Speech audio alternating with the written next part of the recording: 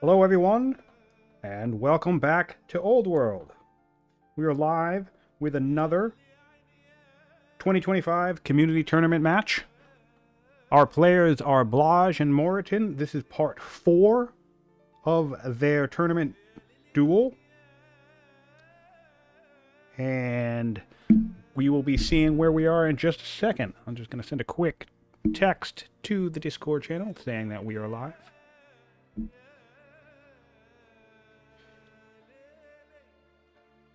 And yeah, we're back in it. Here we are. Let's see. I suspect they're both starting with a pause term timer. Oh yes, this was my favorite development so far of this match.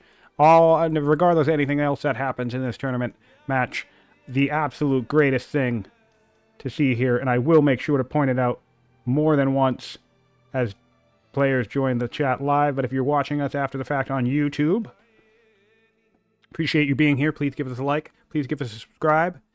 But yeah, the thing I'm pointing out here is, let's hop on over to Egypt. The snaking of this border here. Look at this. The snaking. Let me hover over this city. Highlight this. There we go. Oh, yeah. So the snaking of this border all the way up to get this horse into the capital is quite possibly my favorite play in this entire game. I just love it. That's using landowners. That's using border micro. That's just so good. All right, but let's find out where we are in this game. Okay, big stats we want to look at: a power score. They're neck and neck between both players. Slight edge to Blaj at the moment. Looks like they had a conflict here. Yep, they conflicted over the city site of Gaza. Looks like Egypt came in, if I recall correctly. Egypt came in to clear out this site, and then, or maybe the Assyrians. I don't remember who cleared the site to begin with. But the opposing player came in to fight a battle to deny the site, and then both players kind of took some hits, took some losses. Looks like more of a loss for Egypt here, and they seem to have shot straight back up to catch up in power against their opponent. We have a handful of spears versus a handful of axes out in this situation now. Let's look at the whole composition that we're dealing with. Quite a few light chariots. Looks about 6-ish, 6 to 8 of them. 5 spears. A healthy selection of slingers for the Egyptians. No siege weapons yet. And if we hop on over to Syria, we will see a sizable output of infantry. Tons of axes. Looks like about 8 to 10 axes. A few spears.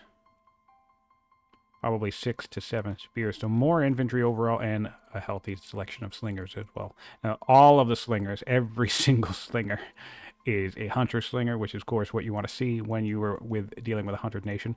And we have some aggressive tile buying up here in the north from the Assyrians. Really like to see the use of colonies in this tournament and the decisions players have been making to flex. I wouldn't be surprised if this creates a situation where neither player settles this site. I don't think Assyria has a settler coming up to do it. Oh, they do have a settler down here, but it could be headed down this way. And then it, of course, creates a tough situation for the Egyptians, who are probably not going to want to ever settle that site, even if it gets cleared as well. So this will likely remain a neutral territory for both players. It could be interesting if, through the use of tile buying, if Assyria is able to absorb this site. You can do that without clearing it. So that's always an option for him. Let's look at where we're at in science now. I haven't done a science update yet. Orders are pretty close together, plus or minus worker turns. 5 order advantage on the Assyrians. And let's look at science. So there has been a consistent lead for Blaj throughout the game here. He did go in with early aggression between Tushan and Taramu. Tried to end the game pretty quickly. Took out a handful of tribal barbarian mercs that were hired by an orator. So some legitimacy hit there for the Egyptians.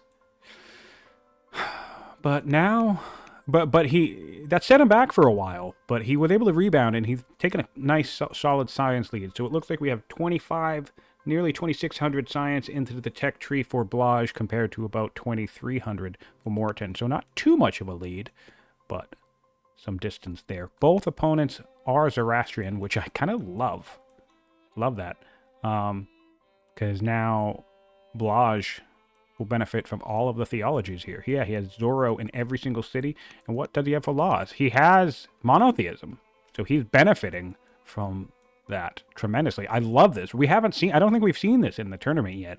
Not, we've seen a player, you know, grab maybe, you know, some random spread into their nation and either, you know, not really worry about it or maybe make use of it by building a monastery or whatever. But, I think this is the first time we've seen an opponent adopt the entire religion of the other player and just run with it.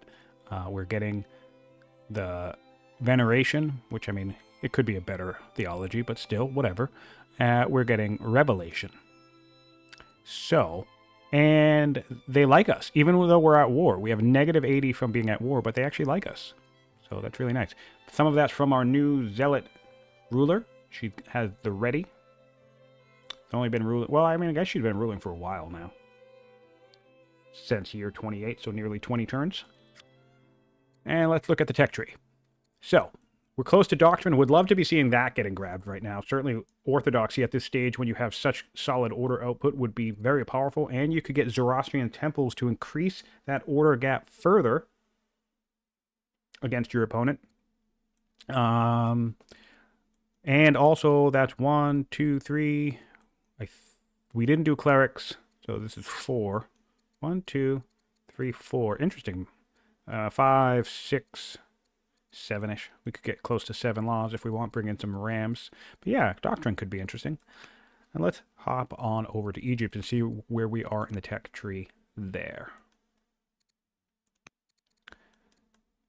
So we have monasticism. We have 4 laws as well. Pretty much the same 4 laws. Relatively even in the tech tree, to be honest. And then we brought in clerics. Assyria did not bring in clerics. Looks like we have the Oracle, from what I can tell, considering we have a 5th tech slot. Taramu. Oracle and Taramu. Nice to see. And we got a wonder for the Jebel Barkle. Oh, we already got the Jebel. We don't need Doctrine. Never mind. That's awesome. That is awesome. That is awesome. All right, so that must have happened in the last half that I missed. I did not keep up on the last half. So what we're looking at here is the Assyrians. Good God, man. What a great play. The Assyrians got the random spread from their opponent's religion, adopted it as their state religion, right? And this is a very high growth city, by the way. 30 growth, lots of growth resources around, right?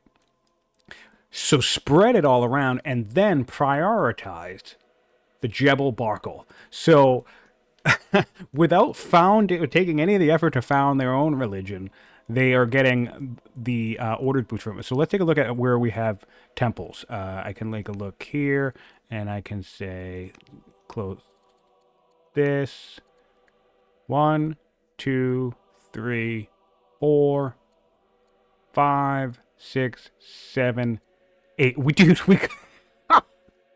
got it. How many cities do we have? We have 10 cities. We got a temple in 8 of our 10 cities. That is just incredible. Kudos to Blaj for pulling that off. Not only did you not found the religions, you don't even have clerics. Although, actually, if he brought in clerics, that would be even funnier because he would be benefiting from the cleric boosts there as well.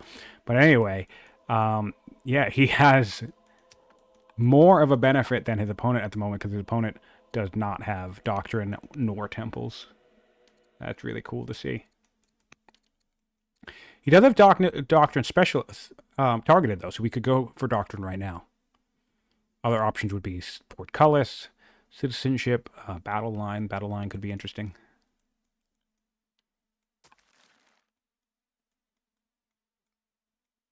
Be curious to see what our players get up to here. Certainly be in these woods against even Sentinel Slingers. This is a 6 strength unique unit with a 4 courage. I guess the wisdom and the discipline. Alright, so let's just do a regular one. This is a 6 strength unit. And it only does 3 damage to these slingers in the woods. These sentinel slingers in the woods.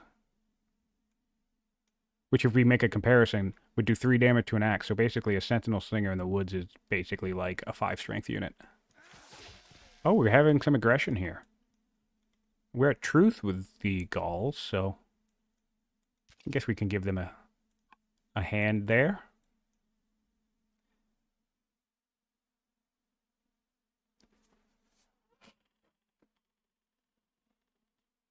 What do we have available? Excuse me. For laws. Sorry about that. We have exploration and epics. So 1, 2, 3, 4, 5, 6, 7. Yeah, one law away from 7. So maybe we grab. Yeah, I think we go doctrine here. Grab 7 laws. Bring out our 8 strength unit. Maybe ortho rush out a couple of them. And just blitz this shit. How far can these things travel? Do we have a zealot anywhere? Maybe our daughter becomes a zealot. So this is with a zealot, the slinger can get all the way here. And I guarantee you, you put a couple of light chariots, not light, mounted lancers right here with a zealot. I bet you they could get all the way to Azella. You build yourself like eight mounted lancers, and you just go delete this city, run down here, delete this city, then your opponent won't be able to be everywhere fast enough. Just leave the cities behind, because even if they keep sending units, they're going to be spending orders, taking their cities back, while you just send a brigade to every single city, instantly deleting them. That would be funny. That would be so funny. I really want somebody to do that in one of these games, because it's 100% possible. I don't know that it would necessarily win you the game, but it would be super funny to see.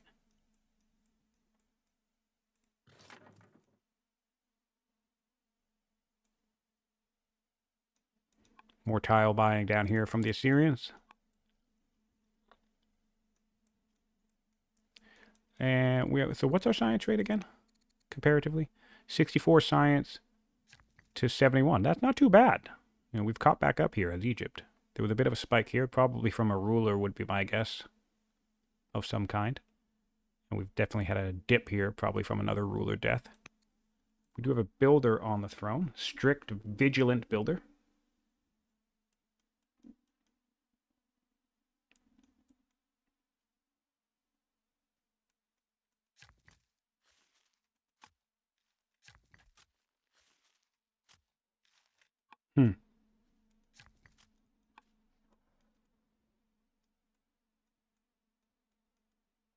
Take a look at our training output. 8.5 here. 30 here, that's pretty solid. What about here? 19. That's not too bad. 18, not too bad. What am I doing this? I'm doing this the dumb way again. So 30, 19, 18, 16. Okay, that's the top 4. Let's take a look at Assyria, who does have champions, so they will be a little bit higher. And we're looking at 26, 21, 16, 12. So actually, honestly, overall, I think the champion output is better in Egypt. Sorry, not the champion. The military output is better in Egypt at the moment. Because they were 30, 20-something, 30, 19, 16, 16, compared to 26, 21, 16, 12. The top. Although, down here, I think it's overall trending higher. So, relatively even on military output. Let's say that, I guess. Battle line upcoming for the Assyrians. That could end up being a big deal.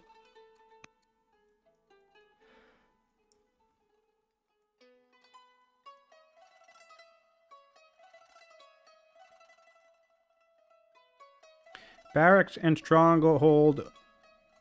WTF, why did I forget? That's a spirit. Make hunters trappers. I'm looking at the notes from Assyria. We do have a zealot on the throne, so we can rush stuff. Oh, Hunter's Trapper. Oh, okay, because you want an extra order. All right, makes sense. You could just rush those out. 7-year Trapper, that's worth a rush, I would say. Especially because your training here is so high, 26. Yeah, I would rush these two out. We'll see if he does that next turn. I suspect he will. We have one citizen coming online in the next turn.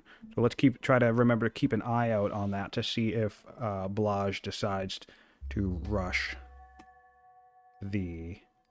Oh, he has a judge there too, so we can do it with gold. His gold income is fine as well. My timer is getting kicked off here on turn 78.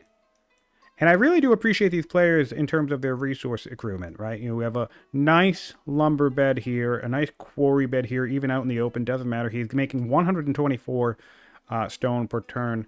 And if we look across the empire where there are quarries, right? There pretty much aren't any mountains. So this is a testament. I believe there's 2 marble up here. This is a marble and this is a marble down here, right? Yeah. There's 2 marble. Right, yep, there's 2 marble. But seriously, look at that. The entirety of the Assyrian stone economy is right here. And all of its flatland quarry with 2 marble. And a Delver governor in one of the cities, in fairness. But we're making, without the Delver governor, that's still about 90 plus stone per turn, which is a solid stone income, decent enough stone income there. And so yeah, flat will get the job done. Tons of players are averse to the flatland quarry, but it's better than just, imagine if you just waited forever for these mountains. If we look over in Egypt, we also made nice use of the Egyptian farm resource reduction bonus by just spreading farms out everywhere. Spreading farms out around here. This is interesting. Oh, we finally got our iron coming online. This has been delayed for quite a bit, but that's all right. And we're quarrying along these mountains. That's interesting.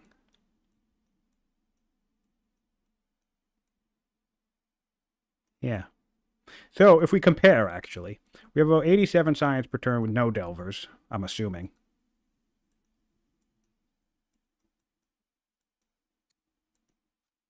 Yeah.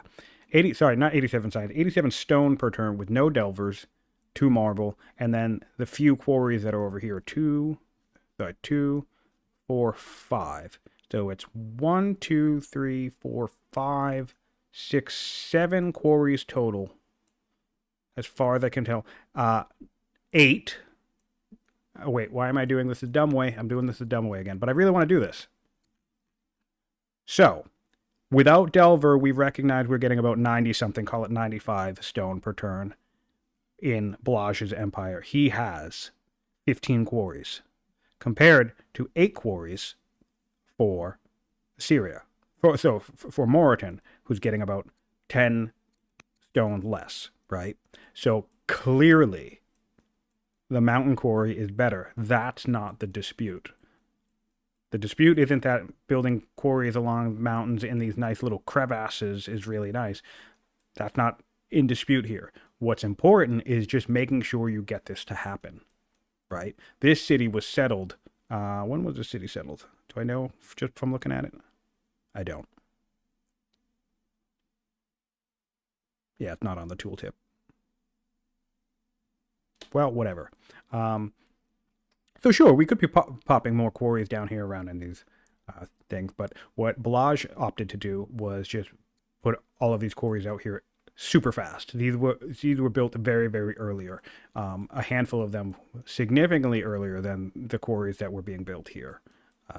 So it's just a matter of getting the economy online as fast as you can in that case. And in that situation, I think losing a little bit of overall efficiency in terms of the income isn't the end of the world, because ultimately you want that income. Both players have fantastic economies, though.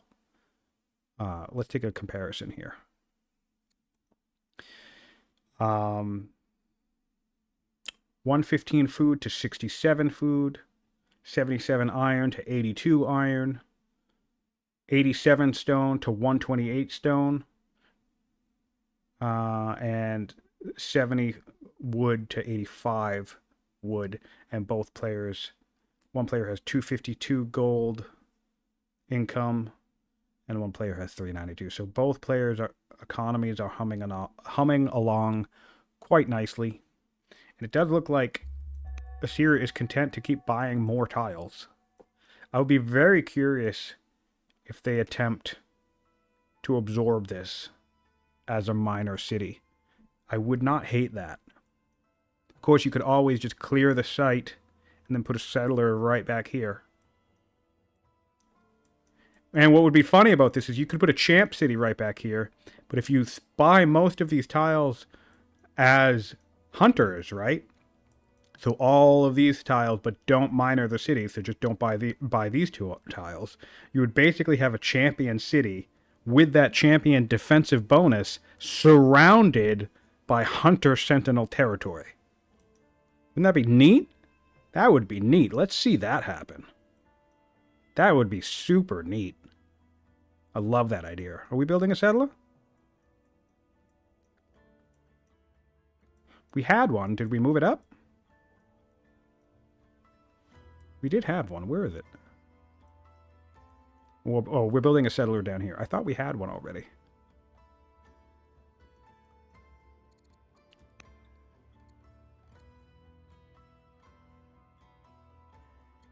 Huh. Well, I can't see it if we do have one.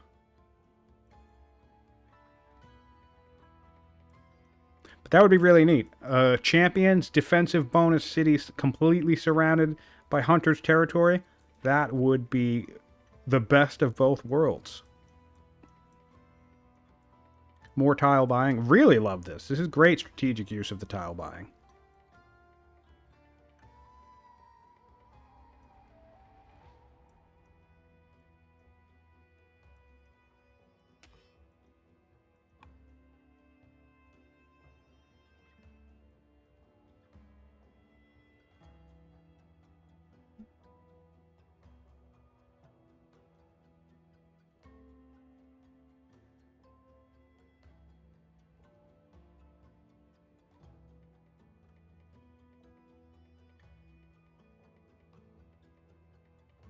Hop up back on over to Egypt and see what's going on over here.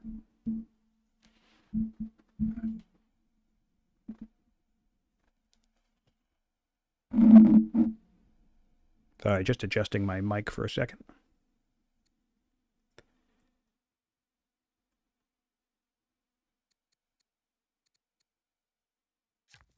Yeah, so not really too far behind in science. We are going doctrine, which I like to see. That's going to be our 7th law. And boy, what a law. What a law. Orthodoxy is probably my favorite law in the game. I think it's arguably one of the most powerful laws in the entire game. But it has a... For lack of a better phrase, it has a bit of a skill cap of understanding how it works and how best to leverage it. I remember back when I used to be way more critical about law balance and which laws were good, which laws weren't. I think for the most part there are some lingering oddities that I don't necessarily appreciate or agree with, but for the most part I think the whole thing is more or less balanced these days. But I used to rant and ramble about laws a lot. With lots of thoughts about which ones I think I should be buffed and which ones I think should be nerfed or moved around or whatever. And orthodoxy was always squarely in my, this law is useless, why would you ever adopt it, who needs it, tolerance is better, blah, blah, blah, orthodoxy sucks. And I held that belief for about 2 years of playing this game, 2 entire years of playing this game. And then eventually I realized that I'm an idiot who doesn't understand the way the game works. And yeah, now I think it's the most powerful law in the game, or certainly one of them.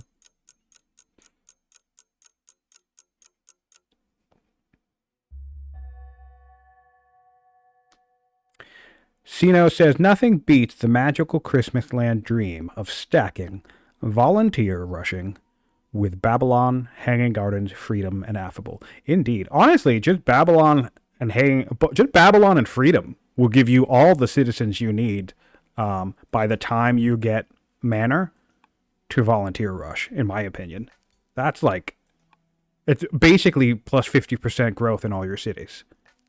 But yeah, you toss in the Hanging Gardens on top of that early on enough if you want to pivot for it. I don't necessarily know how high value that would be in this kind of dual intense head-to-head meta.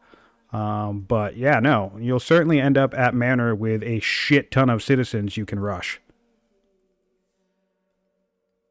Absolutely. Volunteers is another one that I think is underrated. Pretty much anything that lets you rush. Orthodoxy, volunteers are super powerful. Obviously, Holy War goes without saying. That's easier to conceptualize because we all think gold is plentiful.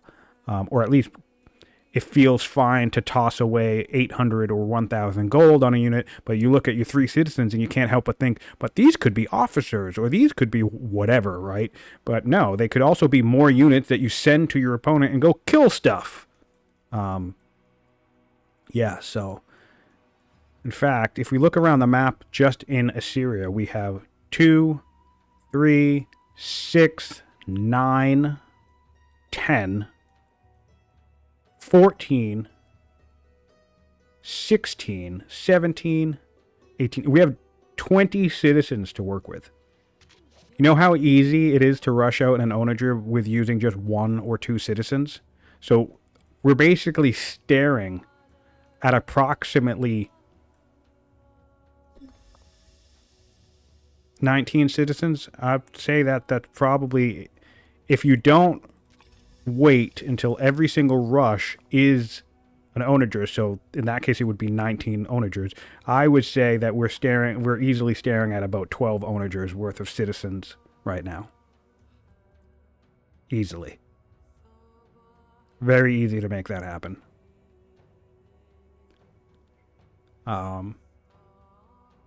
And I mean, it's at the end of a banger tech path. You have land consolidation, you have forestry, you have military drill, you have composite bow. I mean, this one path right here, just click, go up dead center. You don't get shit for laws going up here, but it's certainly a viable tech path.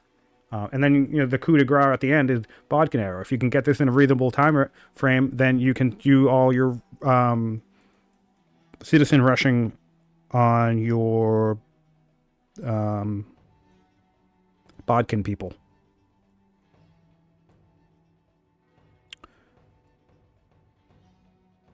Basically, I think the strong tech paths in this game are running up to Manor, running up to Hydraulics, any combo that gets you 7 laws.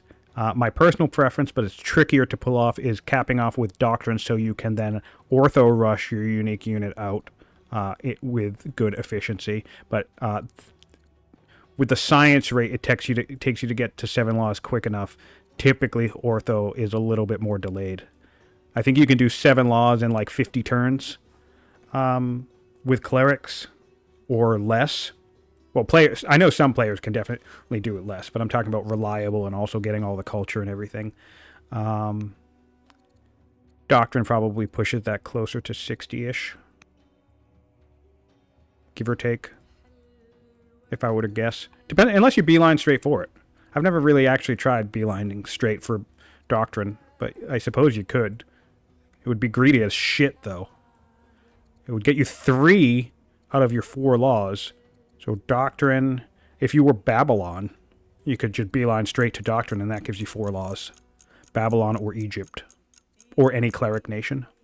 Could theoretically do that. I don't know that I would want to do that, though. That seems too risky.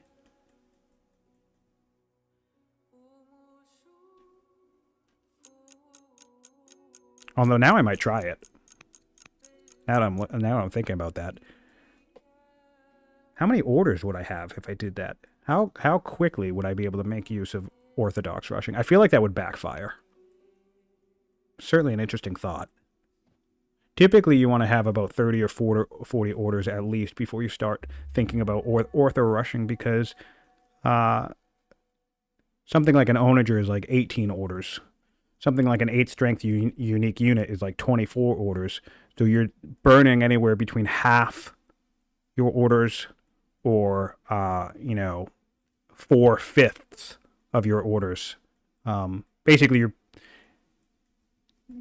you ideally don't want to spend your entire turn ortho rushing unless you're ortho rushing multiple things. Like if you can do 2 onagers, then sure, spend a turn on it. Why not? Especially if those onagers would be taking like 8 turns to build.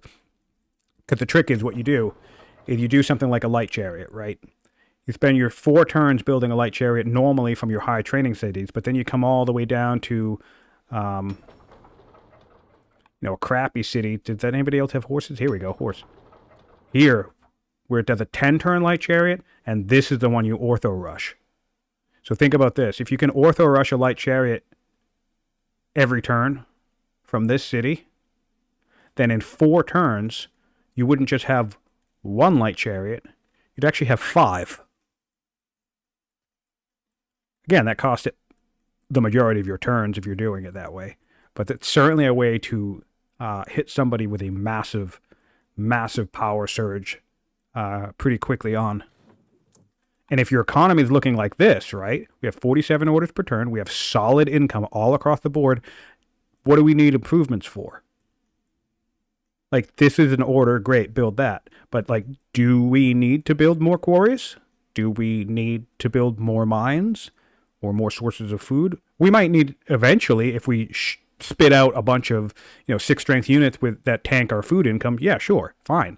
But what I'm saying is you can actually transition your order economy into a serious military power spike. And that's why I think orthodoxy is one of the most powerful laws in the game. And yeah, it's just incredible. Again, it takes some practice of understanding like when to buy stuff and what to do. Like you can certainly mess it up, but I think it's an incredibly powerful tool to have in your toolbox.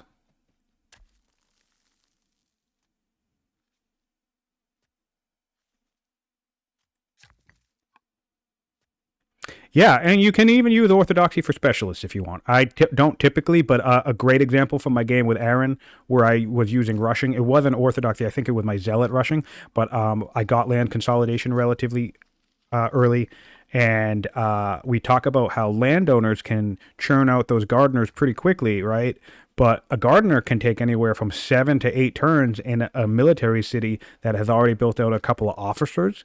So if you still are trying to spike your science a little bit, one thing you could do is with your extra citizens in that military city that you want to mostly just be building military units, right? You could just slot in what the trapper here? Yeah, trapper's 8 turn. So a gardener would be 8 turns too. So if we want to spike a couple of orders or whatever long term, or get some luxuries, or I think the best use case of this is in fact gardeners on groves, then sure, you just put a guy in there on 8 turns, ortho rush it. It'll be like 12 orders, I think. Sure, that's 12 orders. You could use those orders for something else, but you just got yourself 2 extra science, 4 extra science, whatever it is. I forget how much it is with the gardener. So yeah, you can rush specialists. I just don't always do it. Even when I can rush elder officers, I don't typically do it, but I could. Maybe that's something I'm doing wrong. Maybe I haven't been sold on it yet. But I'm open to being convinced. Generally, most of the time, everything stays apprentices. Pretty much once I build 2 barracks, 2 ranges, and 4 apprentices, I stop developing a city and I just make it build units. Because that typically hits you about 30 science, 30 training, I think, altogether.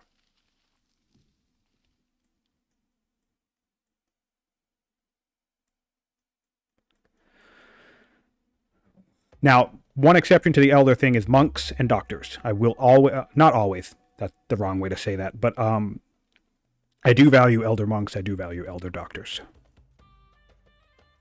Sometimes elder doctors can be your primary mode of generating science if you get it early enough. And you get those baths online quickly.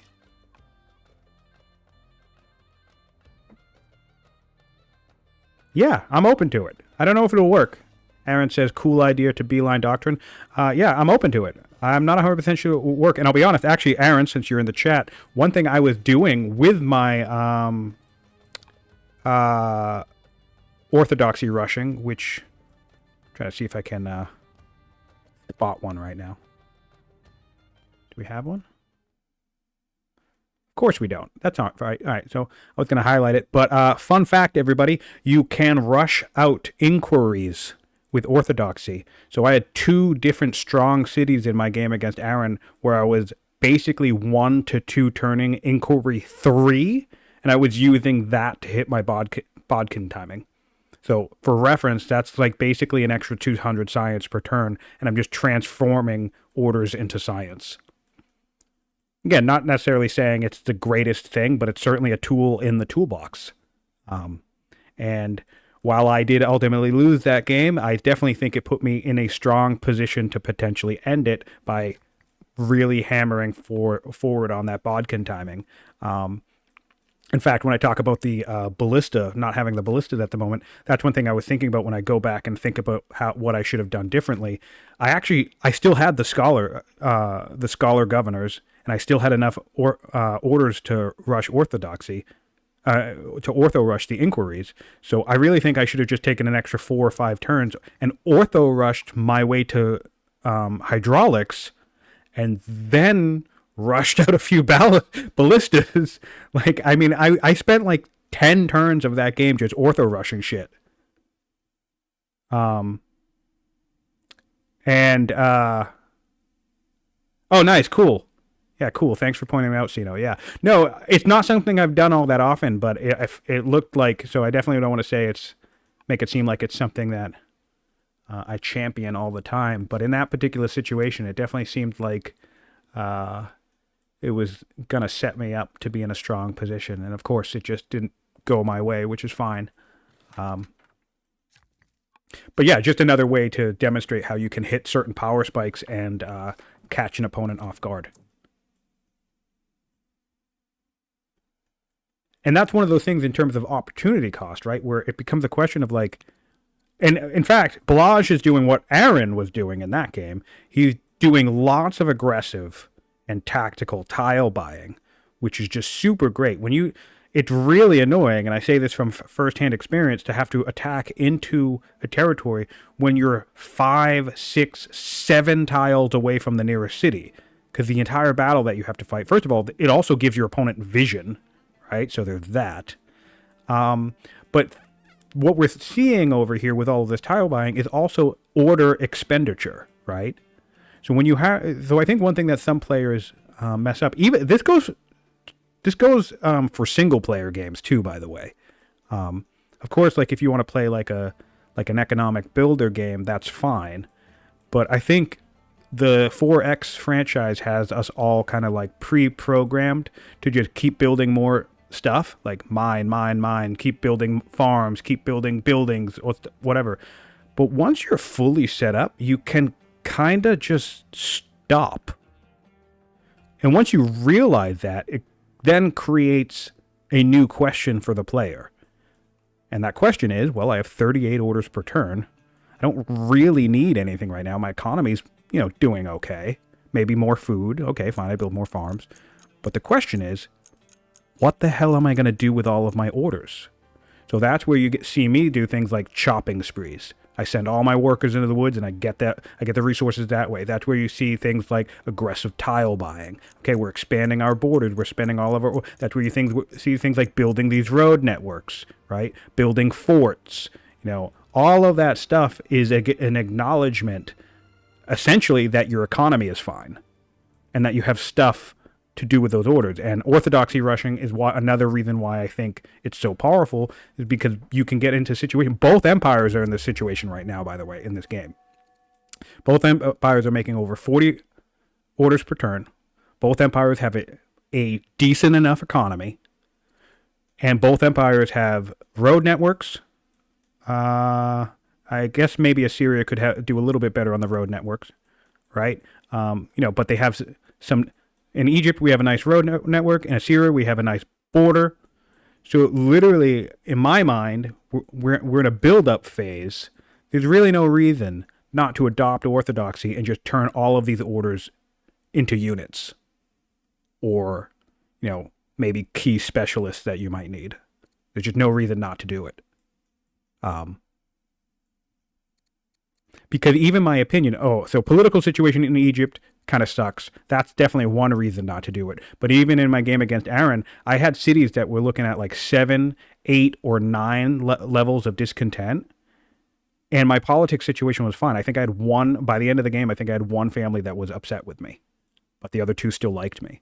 So you can tank high levels of discontent too, so you don't really need to worry about that aspect of rushing too much either. Again, in a situation like this where people already don't like you, you want to be more careful.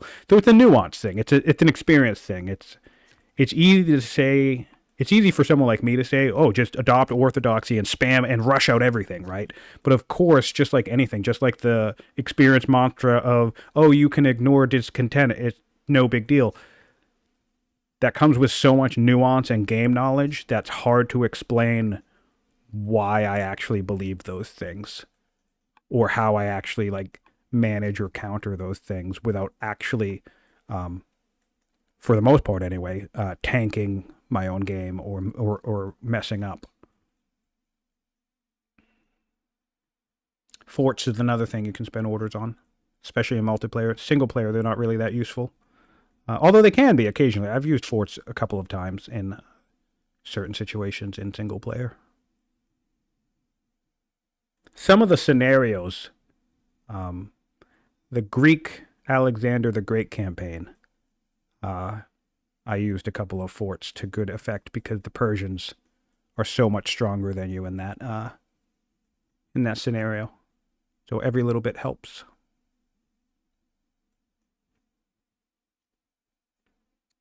Still not adopting a law here. Probably don't have an idea of which one to choose. All of the rivers are in our borders, so exploration is pretty much lower value at this point, although it could come in useful if you start invading. So yeah, probably epics here. Epics here. We only have 1 luxury salt. We could send that to the Ramessides. That would help us with 30 opinion. Not great, not terrible. We could do some. We could make her a chancellor, which would help us out. That would help us out. Yeah, that would help us a decent amount. And I think we could influence her next turn as well. So there are some options. Interestingly enough, the Zoroastrian people dislike us, but they like, wait a minute, hold on, but they like the Assyrians. Now I want to check something. Go back to the Egyptians.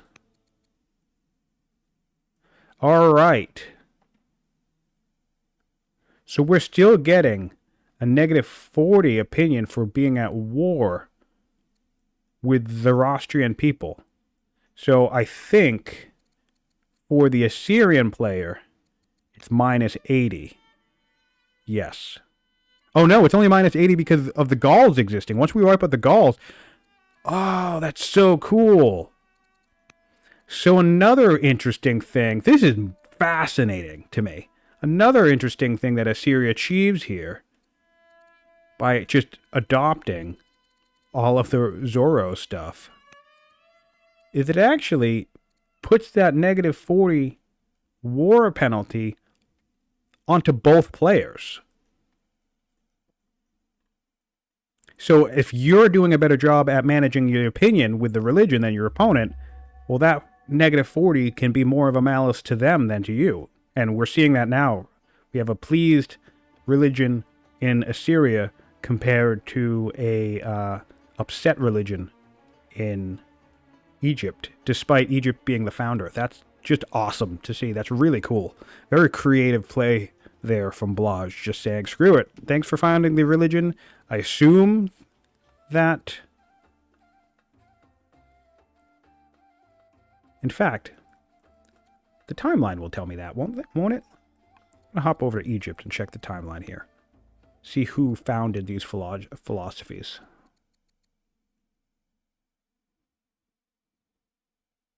Theologies is what I meant to say. Okay. Veneration was established by Egypt. And Revelation was established by Assyria. So that's fascinating. But that makes sense because he got the Jebel Barkal. So he was still able to dictate the theology that he got. And he maximized the benefit from getting Jebel. But eventually that investment will benefit the Egyptians because they're getting doctrine now. And they do have at least one cleric city. They have 2 cleric city. So they'll get a little bit of a better order payout from that. Yeah, I don't know. Neat, interesting, really neat play here from both players having the same religion. I haven't seen that, I don't think.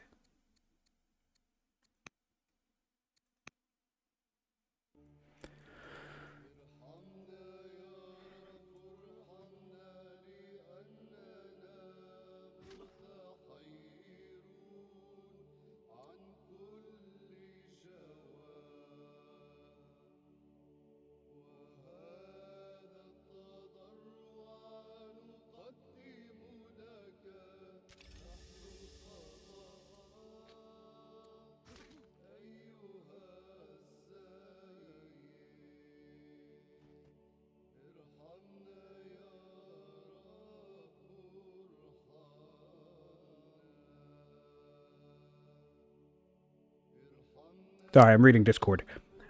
All right, 1 turn away from husbandry for the Assyrians. Do we have anything pinged in the tech tree yet? No. It's been interesting. I really have been enjoying watching the variety of tech trees because, I mean, it's not like the tech tree is massive and that there's too many different paths you can take, right? But in some games we see, you know, what turn is it now? Turn 81 in this game, and neither player has onagers, right? Neither player has machinery. But in other games, we've seen onagers showing up by turn 50. And, like, not even just showing up in the build queues, but I mean, like, attacking players by turn 50. So it's really cool to see the different varieties of paths and decisions players make and how they're able to leverage that stuff. Some games, siege weapons play a huge role. Some games, they play a minor role.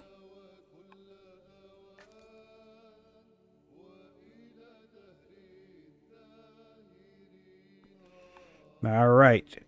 Blaj taking a peek into Egypt, seeing a sizable battalion of light chariots here.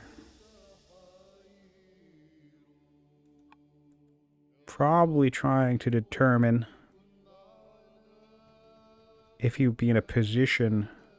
I'm really curious if he's going to settle that site. He's clearing this city site down here. He has 1 settler in a queue, and I really thought he had another settler. I just can't see it. Oh, maybe he settled this. I'm so silly. Yeah, 78. Just 3 turns ago. Okay, that's where the other settler went. He settled this city. Okay. That's fine.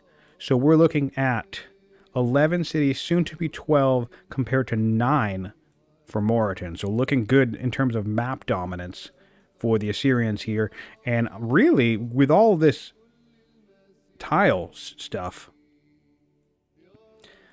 I think the Assyrians could just settle this too. It really would be funny to see a champion city just tucked into this hunter territory.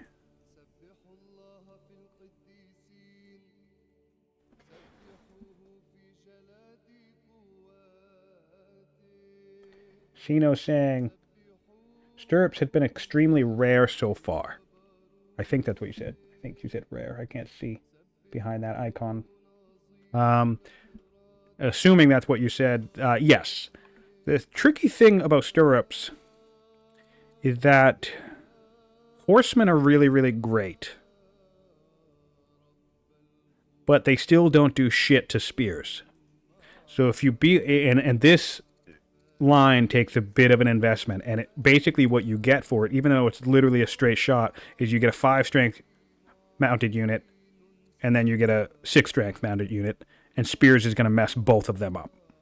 So going into Spoked Wheel and getting a bunch of chariots and dealing with the occasional or a bunch of spears is one thing, but going, another 600 science, 600 science, no, not 600, 800, 1,000, that's 1,000, 600 plus 400. So going another 1,000 science and still being in a very similar position of where you were 1,000 science ago kind of really sucks. Now, the solution to that, especially on a map like this when there's plenty of wide open space, the solution to that I think some players overlook is you just need to throw in a bunch of horse archers, because horse archers will really mess up spears. They still get messed up by spears, but I have fought in a battle where I primarily had horse archers and I was up against primarily spears, and I actually won the fight. Granted, I think I still had more units than the spears, but it can be it essentially becomes the light chariot, right? Because the light chariot's a 6 strength ranged mounted unit. But so is the horse archer. So yeah, you add in some horse archers if you see a spear battalion, and then you just cross your fingers and hope that there aren't any woods around. And if there aren't, you should be fine. But it's tricky. It's tricky to make it work, because you don't really gain anything else. I mean, I guess Portcullis is fun. I'd like to see more Portcullis in these duels. But again, that's another tricky deviation. I suppose one thing that could be fun would be beeline straight to Portcullis, get the free onager as quickly as possible, toss it on a border somewhere to fake your opponent out into thinking you beelined machinery, and then get stirrups. Because normally if someone sees an onager, they're going to think, I want onagers, so they pivot to machinery and get their own onagers. Or maybe they even go to Spoked Wheel to get chariots. And next thing they know, oh, actually, wait, surprise, you have horsemen and stirrups. So that could be one thing to do. But that really relies on your opponent caring about what you're doing rather than having a specific plan. And, being, actually adapting and thinking, or even noticing the onager for starters. So there's risk. But I guess I could see that maybe panning out. I don't know, maybe I'll try it. Hittites could pull this off pretty quickly. Spoked Wheel is not a bad grab for them because they get their unique unit. Play something like a Scholar. Go straight to Portcullis. Tutor a nice heir that could be a great Spy Master, which gets you even more science. And then Scholar straight to Stirrups. And then rather doing a 3-man, bonus 3-man and Chariot Rush. Actually, no, build the chariots in the time that you're getting a stirrups. So next thing you know, you attack somebody with mounted horses. Sorry, horsemen and horse archers. Probably inside of 50, 60 turns, give or take. That could be a surprise. But no, because that's the problem I just spelled out is if I'm the Hittites, everyone's going to build spears. So it really depends on how strong your horse archer battalion could be. Because if you're playing the Hittites in a head-to-head duel, then people are just going to build spears. So maybe Babylon again. I think Babylon's the wild card, guys. I think Babylon gets to do whatever they want. They have that inherent science boost. They have good growth, decent expansion, good culture. And there's nothing about the Babylonian kit that says, hey, do this. Except maybe a machinery rush because they start rhetoric. Right? Or maybe a 7-law rush. So people, but it's not like there's an inherent counter to their unique unit other than crossing your fingers and hoping there are forests nearby. So I think Babylon's a wild card. I think Babylon gets to go wherever they want and do whatever they want. Go to Spoke Wheel, get horses. Why not? You have sages. Maybe you sage into ironworking. You're already halfway there. Maybe you beeline to Spoked Wheel and then you bring in sages and you grab Portcullis off of it. I mean, all sorts of options. I think Babylon's a wild card. Do whatever you want with them. which is part of the reason why I picked them, by the way. For my first game, anyway. I almost picked them again for my second game against Aaron, but now that I've already lost, I'm going to tell you why. I'll let you all in a fun little secret as to why I picked Carthage, because I had a feeling that Aaron was going to beat me, so I decided to pick Carthage since they're busted. That's the honest truth of it. I min-maxed a little, but in reality, I probably should have just picked somebody I'm more familiar with playing with, because I don't play a lot of Carthage precisely because I don't like how strong they are. But I figured I would have gotten a little bit of a Carthage bump in my game.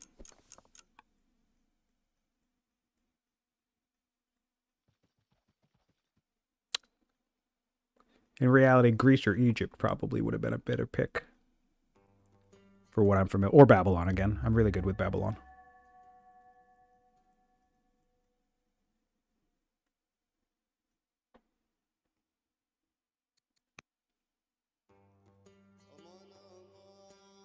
Or, you know, a champs nation, because champ nations are always good in a square continent dual map. But I kept up with him in output pretty well. I think by the end of the game he had like 100 units produced, and I had 85 or 87. So not a huge difference, especially when you factor in the fact that I bought a bunch of mercenaries as well. So, not too bad.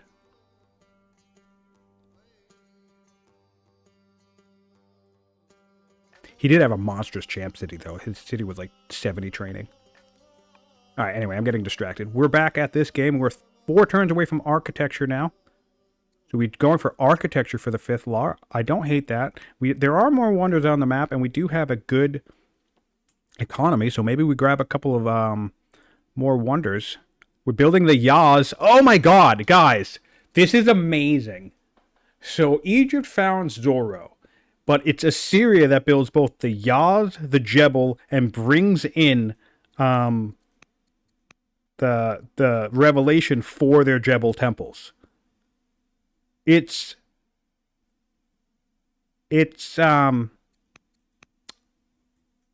crazy. It's crazy. Blaj is getting way more benefit, because that's the other thing too. If we hop back over to Egypt, I believe, used their no. Egypt is state's religion with Zoro, but they don't even have all their families following Zoro. Not that that matters too much. And again, the opinion's not that great, and they have monasticism. Let's look. Let's do a comparison here. I'm curious. 1 monastery, 2 monastery, 3 monastery. Looking good. 4, 5, 6, 7. Okay. 8 monasteries and 9 cities. That's fantastic. Can't fault Moroten for that. He's doing fantastic on that front. Let's hop back over to Egypt and Assyria, and take a peek on that.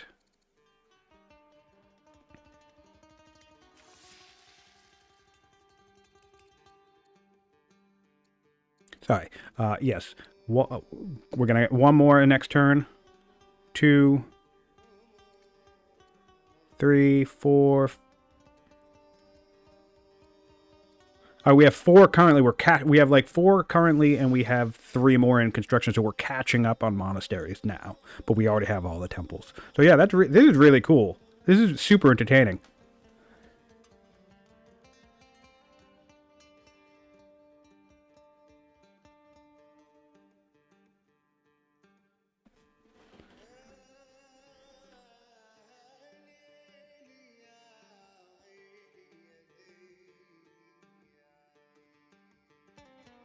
Oh, we have a clergy member as well.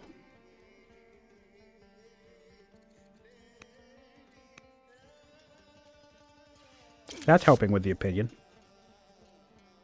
All right, looks like we're going in for a clear though, but I don't think we have a settler, so I wouldn't risk this. Do we have a settler in Egypt?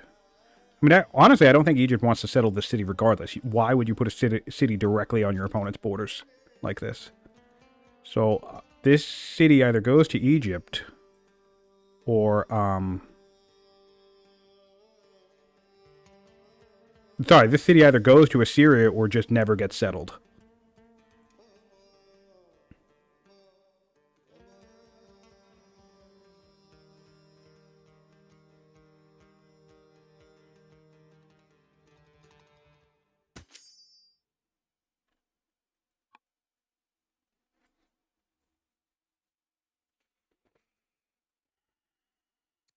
The pagans have taken power back, though, on the Hunter's family, but that's fine. They still like us.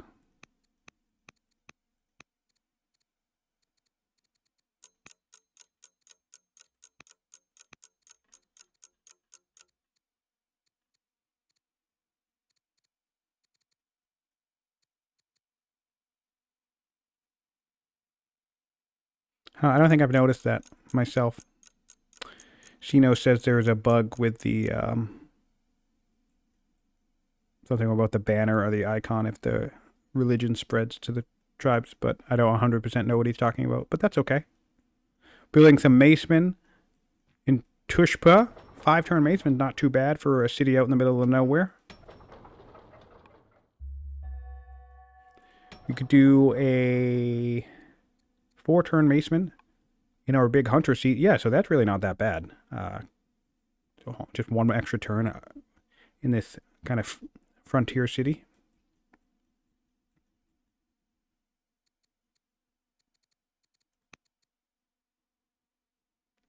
All right, looking at 95 science in Assyria to 80 for Moroten, Egypt. So both players roughly where they want to be, right? In terms of, it's turn 83, so 80 science is certainly not bad by any means. But there's just been a consistent lead for the last, 20 some odd turns. Actually, from back here, call it 50 turns on the Assyrians, just a slight lead. Only amounting to about a 400 advantage, so basically 1 or 2 techs worth advantage in the text tree.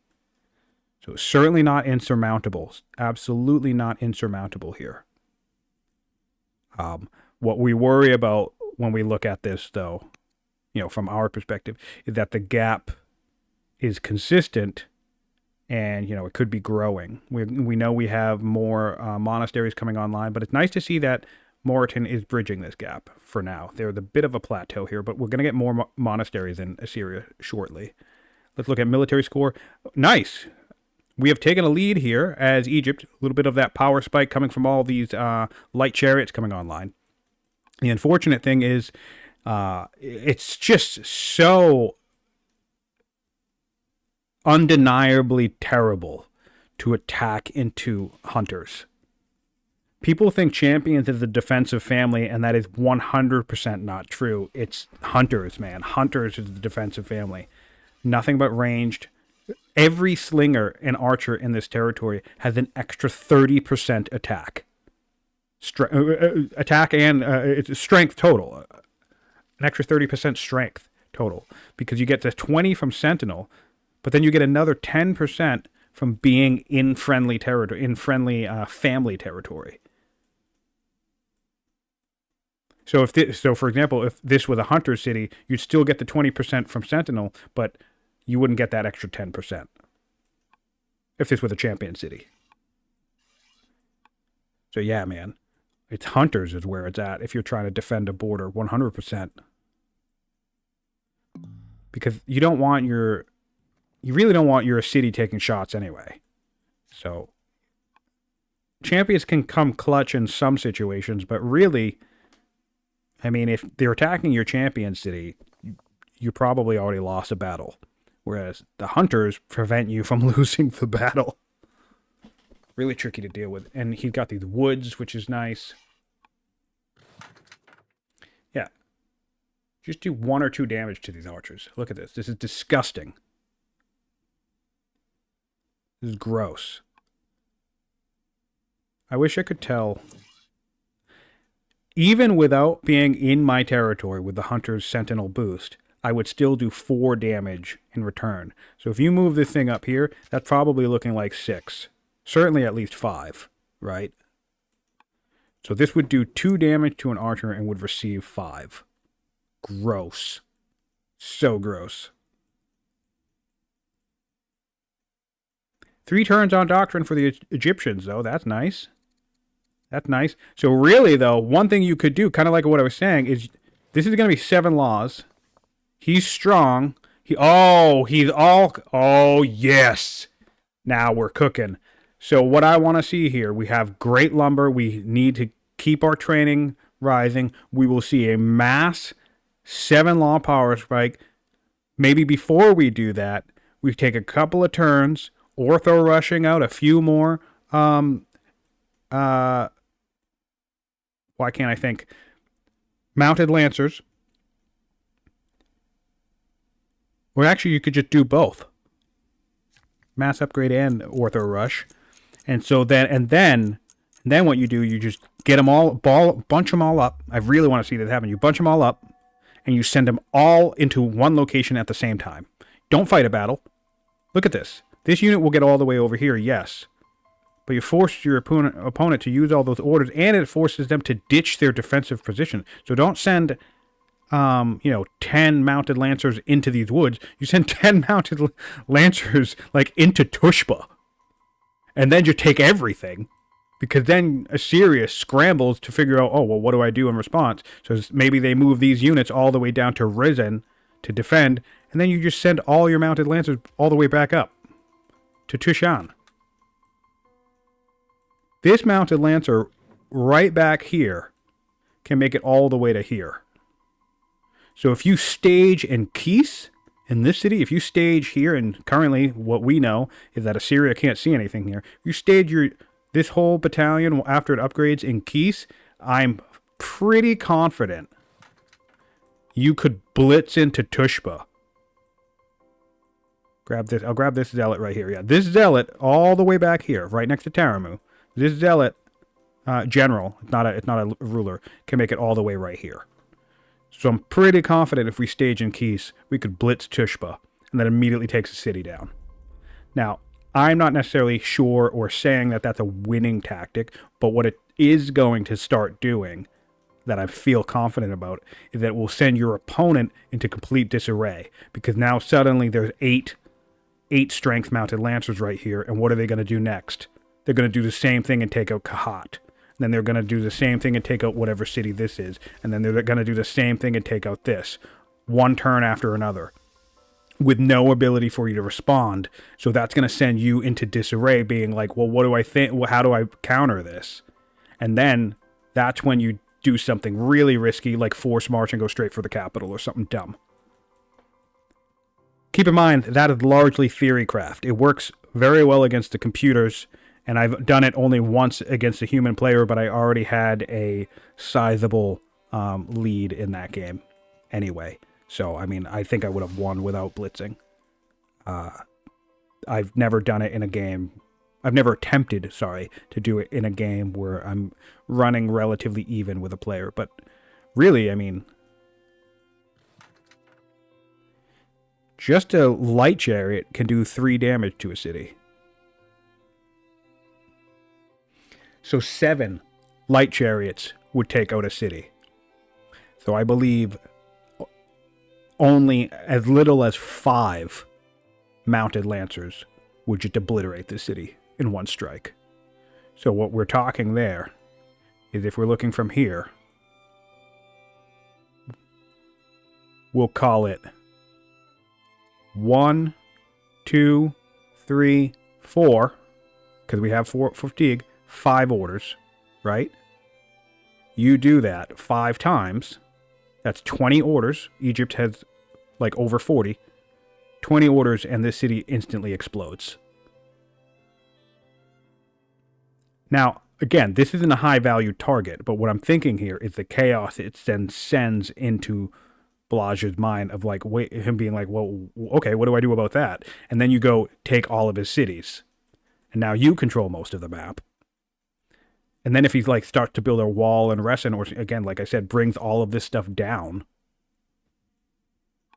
he would be moving out of this defensive forest position, which is exactly what you want. Basically, the 2 cities you don't want to fight in are these 2 cities with your mounted lancers. But with their mobility and their power, and since the fact that opponents typically think, I'll build the wall in Gaza, right here on the front line. Well, these mounted lancers could take this city, and this city in exactly 3 turns. There'd be nothing that Assyria would be able to do to stop it. Literally just stage here, and 1, 2, 3. Maybe this city is trouble because there's spears here.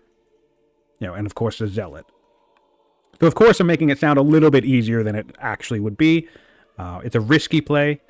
I do tend to do risky things. That's why sometimes I'll end up throwing a game, because like I'll do something and then it backfires. It doesn't work out the way I thought it would be. So of course it's not as easy as I'm making it sound, but with this level of information that I have, clearly as a spectator, I'm just trying to demonstrate why I think that this is one of the most terrifying, unique units in the entire game, because the entirety of the Assyrian military, the majority of the Assyrian military is right here. These units don't need to fight these units. They can literally just run around. You can fight anywhere. If 30 or 40% of fighting a battle is deciding where the battle is fought, technically speaking, the mounted lancer can choose wherever the hell they want to fight, because they can go anywhere.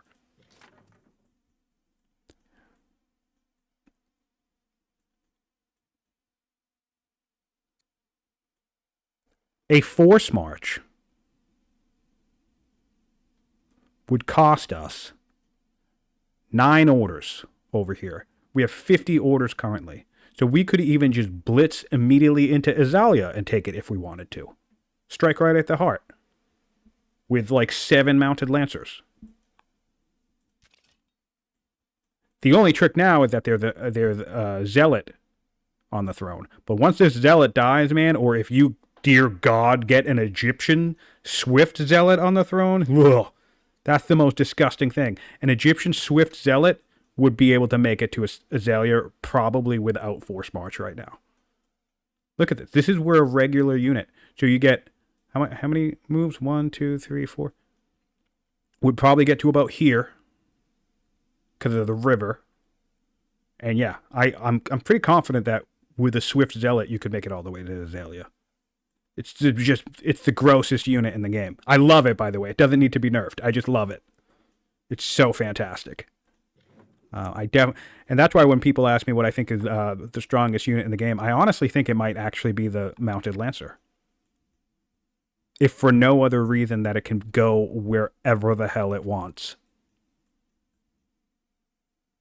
If you're not doing well in a battle, okay, fight it, go somewhere else. You don't need to front line with them. You just flank and blitz everything. Bold Dragon, I've watched all of the matches, but this one has been very entertaining from the very start. Yes. Yes, if you haven't caught the first half of this, I definitely encourage you to go back. If nothing else, I think we're on part 4 now. So, you know, even if you don't want to watch the whole thing, if you're tuning in now or checking, I don't know if it's going to end in this session, but if this happens to be the end, so maybe you like to go around and catch the ends of the matches, certainly hop back and catch part 1 of this game. Part 1 was very, very entertaining.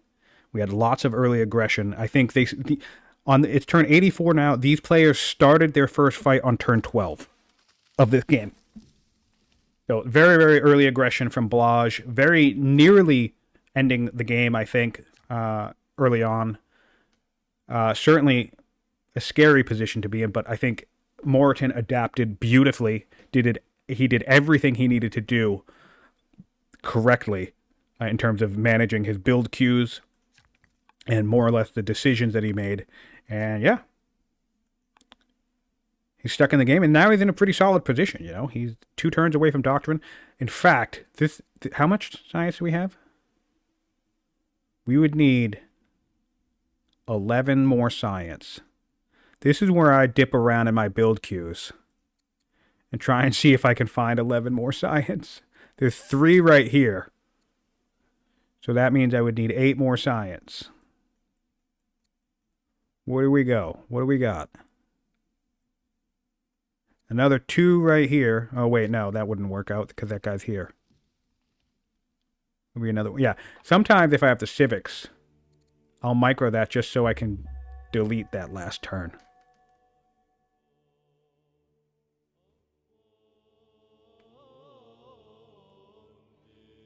I think every match in this tournament has had at least one highlight. I can only think of one game that I watched from start to finish that I found more frustrating than entertaining. And I'm obviously not going to name which one it is because I want our players to play. But yeah, full disclosure, we've have over 30 games being played, and there was literally, of all the ones I've watched, and I've watched the majority of them, not all of them, certainly bits and pieces of most of them, and I think there's only been one game that I thought maybe, I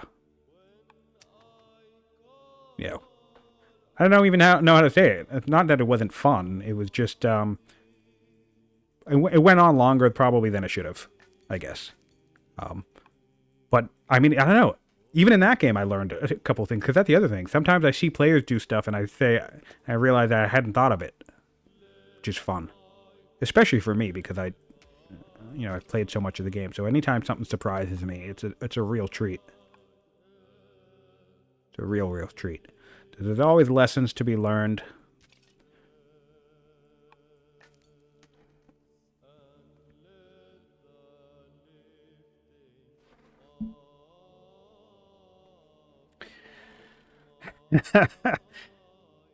Yeah.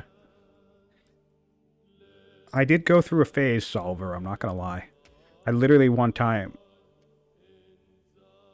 This is my favorite game of all time, it goes without saying, but I literally had a 3-month stretch where I was so frustrated with some of the things about this game that I actually had like an existential crisis, and because I was still playing it all the time, by the way. I was still playing it like 2 or 3 times a week. Like, I played this game a shitload. And I had a moment where I'm like, do I even like this game? This game? But I got over it. I got over it. And the answer is a resounding yes. But, sometimes, the one thing I will say that's a criticism about this game, I think there are aspects of it that are just, like, it's an amazingly well-designed, fantastic, fun game. But I think there are admittedly aspects of it where if you like look too close under the hood and really get a sense for how things work, it, depending on what it is, it can feel disappointing. It takes a little bit of the wind out of your sails. So it's kind of like laws and sausages, the two things that no one ever wants to know how they're made. I feel like that also applies to Old World. But the developers are so generous with information, it's almost impossible not to... Like, if you hang out on Discord and talk to everybody, it's almost impossible to not learn the ins and outs of pretty much every mechanic in the game. And I think if you learn too much about the game... So that's probably my one word of caution to the min-maxers out there, is that sometimes learning too much about a game can kill the fun a little bit. And Soren has a term for this. It's called optimizing the fun out of the game. So I had a little bit of stretch where I had accidentally optimized the fun out of my game for Old World, but I love it. I mean, I'm sitting here just watching it. I spent my whole day watching it today. So it's easily the funnest game, and it's so well designed, regardless of any hiccups. So anyway, Blaj is doing some more aggressive tile buying. Really love this. And, I'm going to credit Aaron for this. I'm sure we've seen it. I know Bull Moose did a couple of solid tile buying plays in his game, certainly with Coastal collapsing. But as far as I'm aware, I think Aaron was the first person we might see in this tournament that just did this straight to the border play. And it seems to be catching on, so whether he's responsible or not, nice to see what's apparently turning out to be a colonies meta, since most of the scuttlebutt is about serfdom. Really cool to see some tactical plays forming around colonies. And it's especially useful here because, it's hunters, we have sentinel, so I mean, this is just exactly the territory that you want to be stretching right to the border of your opponent. And of course, we've acquired some lake movement, so let's take a look at this axe. This axe can get all the way from the city. Oh, wow. For a second, I thought I almost did that, but no, I can't move stuff. This axe right here can get all the way to this front line because of hopping across these two lakes. Really, really cool. And In fact, you might even speed this up by just putting a road directly across. Yeah, nice tactical tile buying from the Assyrians. Let's take a look at that power score now, because things seem to be heating up. We're one turn away from Doctrine. Oh no, a forest fire! One turn away from Doctrine here. So yeah, still looking good for the Egyptians right now. Both players similar, but still looking good for the Egyptians.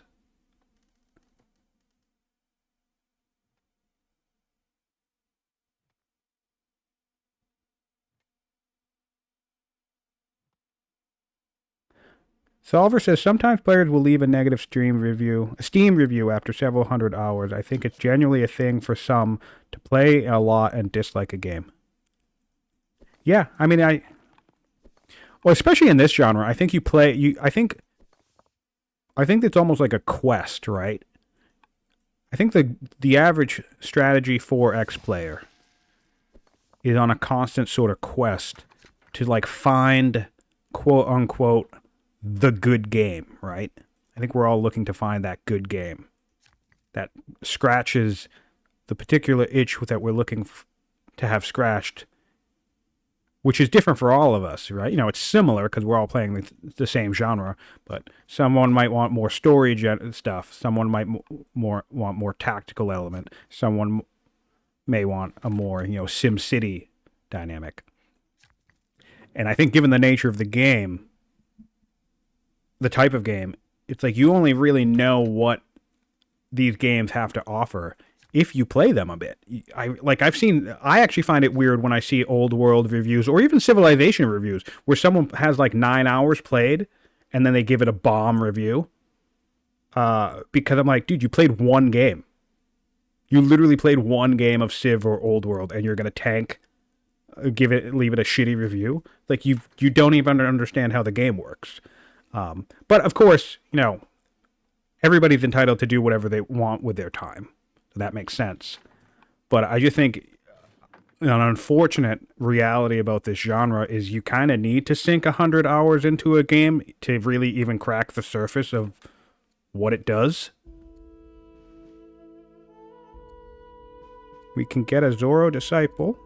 We can get more legitimacy, but we don't really want to hit... Oh, no, our opinion's looking good. All right, politics in Egypt are looking a little better these days. Okay, so we can take an opinion hit if we want and get some extra legitimacy. That's nice.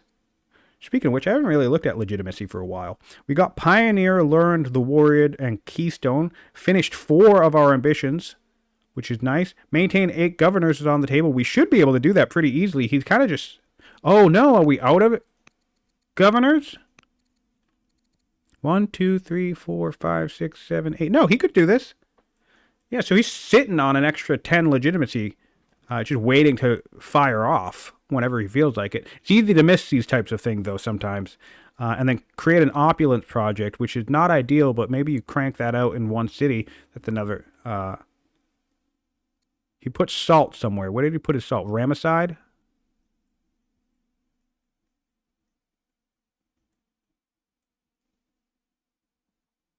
Why can't I find Ramesside? Oh, he sent it to the family. Oh, got it. Never mind. I was like, where is that city? It's right here. Okay. Yeah. So, one turn away from Doctrine. Gonna see what he does with it. We could see a tolerance play. I mean, I'll admit, I was really making sure to keep an eye on Aaron and what he was up to in his game, and I was surprised to see him take tolerance and not orthodoxy. But again, like I said before, it's not really the most, not really a pick that's front and center on most people's minds. Maybe he thought of it. Tolerance, he certainly had 3 different religions in his empire, so tolerance certainly would have... Oh, and he was building like more temples and shit, so he probably needed that too to boost his Christianity. But anyway, I was just saying, so we'll be curious to see if Moroten is thinking doctrine here. No, not doctrine. Obviously thinking doctrine, but thinking orthodoxy specifically, or if he's just thinking, hey, it's a 7th law.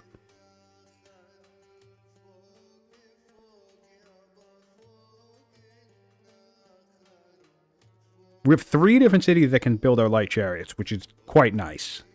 And they're all building light chariots.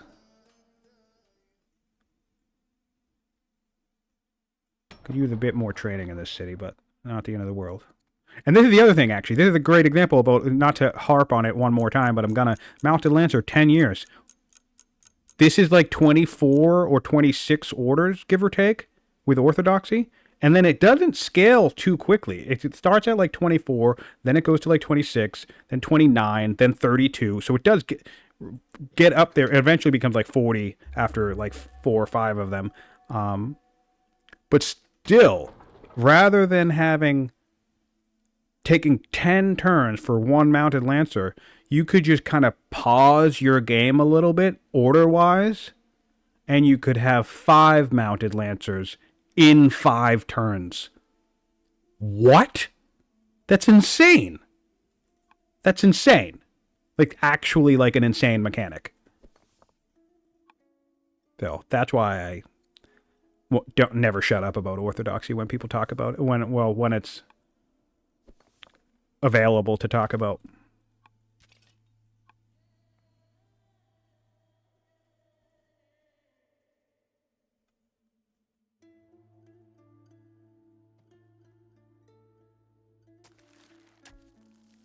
All right, building more monasteries.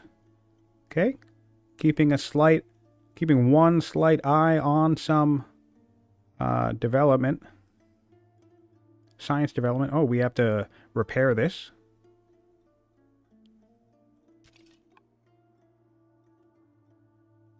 And we're fully expanded. So we have our 12 cities to our opponent's 9 as Assyria. No settlers. So it really doesn't look like Assyria has any interest in settling this, which I do admittedly kind of find surprising. Because if for no other reason, you get it to developing culture and it's another location you can rush out of. You literally don't need to develop it for any other reason. You just make sure it hits developing culture pretty quick if you can. So, I don't know, maybe an Odeon or something, or send a luxury to it or whatever. And then as soon as it hits developing, well then, with no other investment, you can rush out things like swordsmen or pikemen or wherever you are at in the tech tree. If it's not abundantly apparent, I am a big fan of rushing stuff in these games. It's just such an incredibly powerful mechanic. And I think that's why, because like even in this city, even if you completely surrounded the city and it didn't get minored, but you put one build queue here, as long as it hits developing culture, you could still turn this into a unit pump. As long as your economy can support it. So Holy War, all right, good gold income, get your resources up. There you go. You get a unit every turn.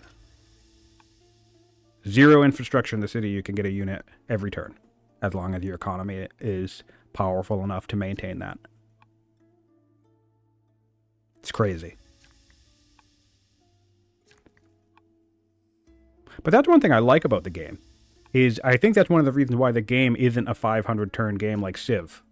Or even a 300 turn game. It's literally like 120, 150 turns. And the reason for that is because once you learn all these tricks, I mean, you have the end of the tech tree gives you all of the tools you need to end the game quickly.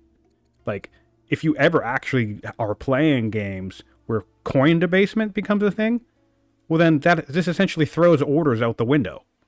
Literally, basically deletes the order mechanic because you can just buy them. Or the reverse. It deletes the economy because you can sell orders. Combine it with, what's the other one? Trade League? Yeah, Trade League. Combine it with Trade League and just sell all your orders. And there you go. This whole economy thing no longer matters. So, like, the endgame laws kind of break the game.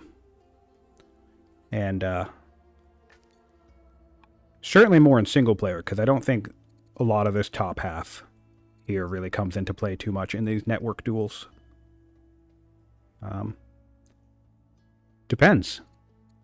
Really just depends on if players can't get an edge on each other. I think some of the games that have gone longer, like myself and Aaron, Oro and Mojo, Alcaris and Rincewind, all the games that kind of dipped past turn 100 were largely because both players got themselves in positions where the other player couldn't really do anything to the other one. So just became build-up games. Which is also cool. It's cool that a game can work out that way.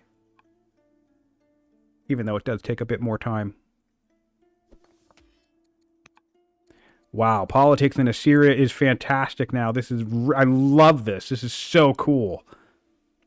All because of the Egyptian Zoroastrian faith. Just propping us up. And look at this. This is what's so incredible about this. I really want to highlight this. People talk about discontent and opinion, right? From in your cities and happiness. We have a 6-level discontent in Tushan, 7 in Mardaman, 4 in Resin, right? We're getting a total negative of negative 44 opinion from discontent. And yet, our opinion with the family is positive 314. So this is what I mean when I say on Discord or on these channels that the solution to discontent is not happiness. The solution to discontent is opinion. And one of the biggest tools in that toolbox is religion, of course, but generally that's how it works. And that's what we mean when we say you can kind of, not completely, but kind of ignore discontent. Because the answer isn't happiness, the answer is opinion. Of course, the other part of this is we sent luxuries to the city. We have pleased religion and stuff like that, right? So since we are only generating 3 discontent, the other part of that is what I call the discontent freeze. This level, discontent level 6, is now 21 turns away from leveling up. For all we know, this entire game could be over in 21 turns, which means that discontent rate is effectively frozen. Which again goes back to the fact that now you don't really need to worry about this. Because your opinion is fine, your discontent rate is slowed, our science in Assyria is still good. So even this is a sizable science hit, negative 30. It's only making us 2 science anyway. This isn't our science city. Our science city is back here, making us 24 science with our 0 discontent. Or, something like over here, making us 10 science with only 15 discontent. So you juggle things around like that.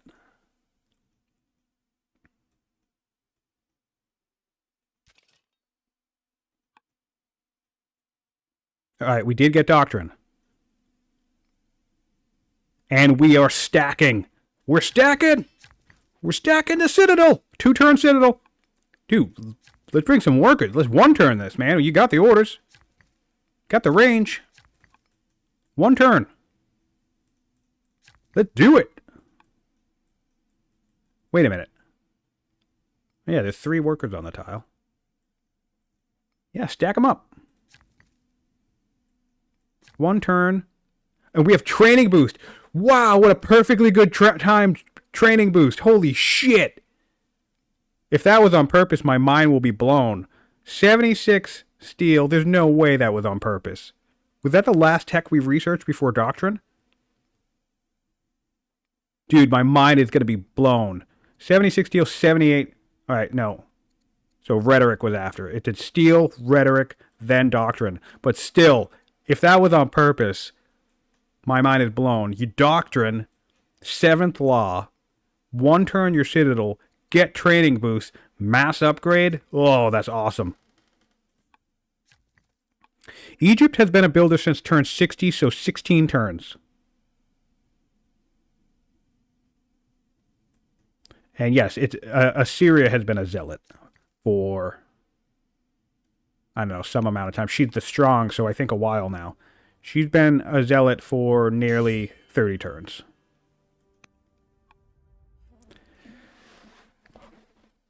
All right, man. I'm going to be... Oh, dude, you have to think a blitz is coming. There's no way.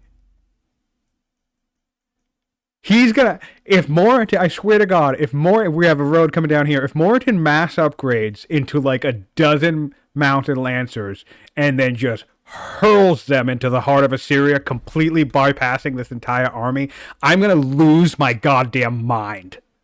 I am going to be so happy if that happens.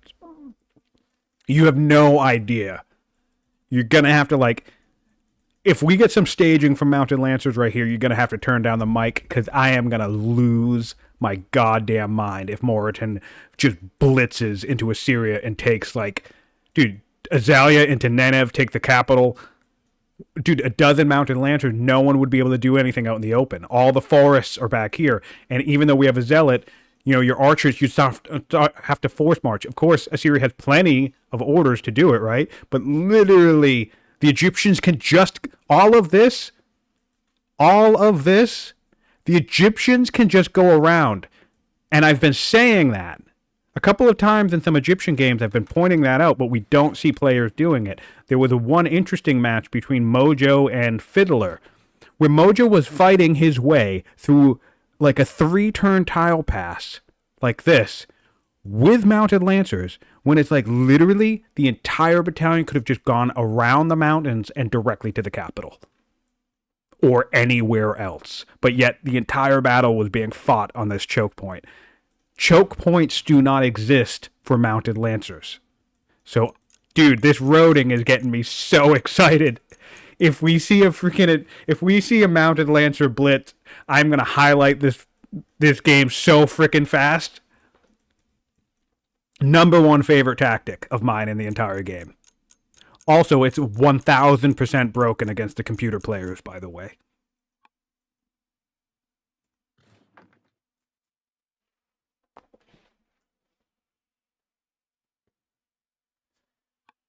Pure luck, you ask me this every time. I love that you're here and that you're watching, but you've asked me why I think we haven't seen Babylon in this tournament every stream that I've seen you showed up in. I don't know. I don't have an answer for you. They're a great faction. I think the factions that stand out are largely the champion factions.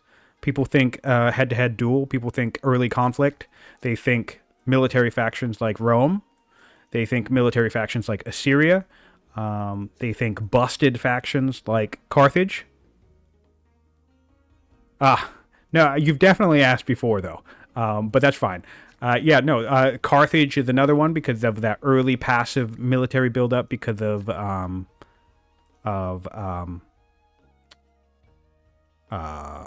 barbarian units, with another popular pick. Persia, or you're going to see order intense factions get picked a lot, I suspect. Persia's been picked a lot, even though they haven't been having the best luck in the tournament. Persia's kind of been getting dragged. But yeah, so, you know, Assyria's been a popular pick because you figured they have strong military and they have that order eco, right? I think Babylon is a very great pick. Any Hunters nation is certainly a good pick. I kind of went on a little tear about how I think Hunters is the best defensive family, to be honest. I honestly, you know, what Champions makes out in military output and clear time, I think the Hunters make up for defensive capability. Because if you send a bunch of Champions-produced units into a Hunter defended territory early in the game, well, the Champions are just going to lose, even if you have twice as many units. Maybe not twice, but it's going to be pretty tough. So, yeah, don't worry about it. I'm just busting. I'm just messing with you. So I think Babylon is a great pick. It has sages, it has traders, it has hunters, 3 phenomenal families, and it has artisans, which is incredibly flexible. So if it's not getting picked, it's because of people trying to pick safe bets. People trying to pick what they assume is a safe, solid, aggressive play. I like Babylon because I think it gives you the flexibility of choosing a military archetype early, which is helpful for clearing. One of the reasons why I went Educated Hero is because being Babylon with the latent science boost, it allows my science to be decent. It also, with the latent growth boost, it allows your expansion rate to be decent. And then with an archetype like a hero, you can clear phenomenally, even though you don't have a champions nation, right? So you don't have to rely on champions for your clear speed. So you pretty much check all 3 boxes with a combo like that, which is one of the reasons why I ran it. Really love this scouting from Assyria here, by the way. But yeah, something like a Babylonian hero or maybe a Babylonian zealot is a nice combo, I think. Because you get your clear, you get your expansion, you get your science. And if traders are on the map, if traders are viable, you get solid economy as well.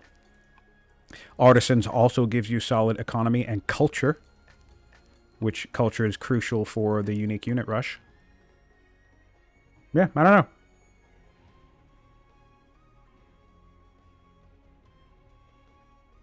I disagree.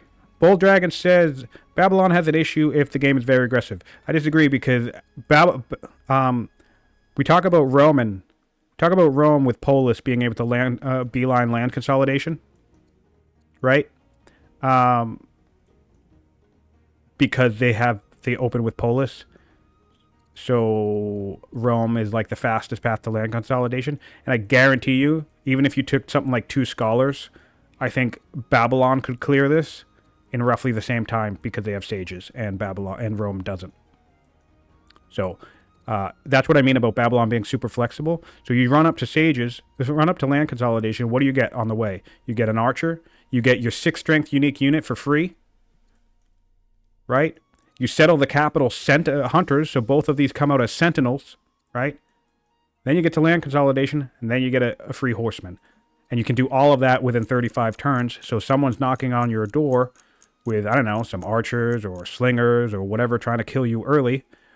And yeah, maybe your timing's behind a little bit, so maybe they're coming in at turn 30, but you're at land consolidation in turn 35, but still, you have yourself a horseman, you have yourself sentinel archer, sentinel Cimmerian archer, or Akkadian rather, and you're pretty well defended.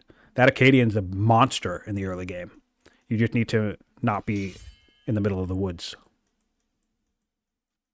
Yeah, I think it's easy to think that Babylon is not a good early pick in an aggressive meta like this, but I honestly, I'm not just trying to sound like a know-it-all. I honestly just think that's false. I think they're really flexible. I think they're really good. Having the flexibility to go wherever you want in the tech tree is pretty strong, I think.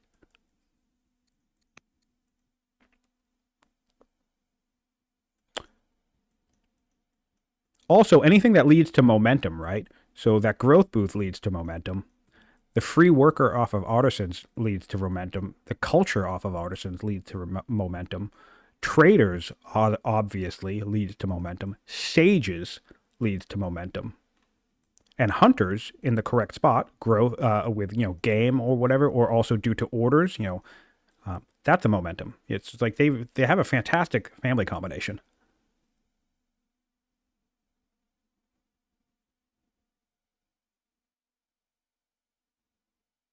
Let's try it out.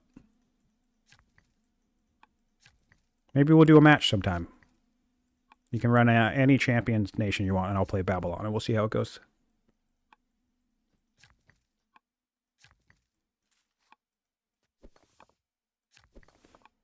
Because the only thing that Champions is going to get you in 30 turns is a bunch of warriors and slingers. Or maybe a bunch of slingers that you upgraded to archers. Which, of course, is a threat.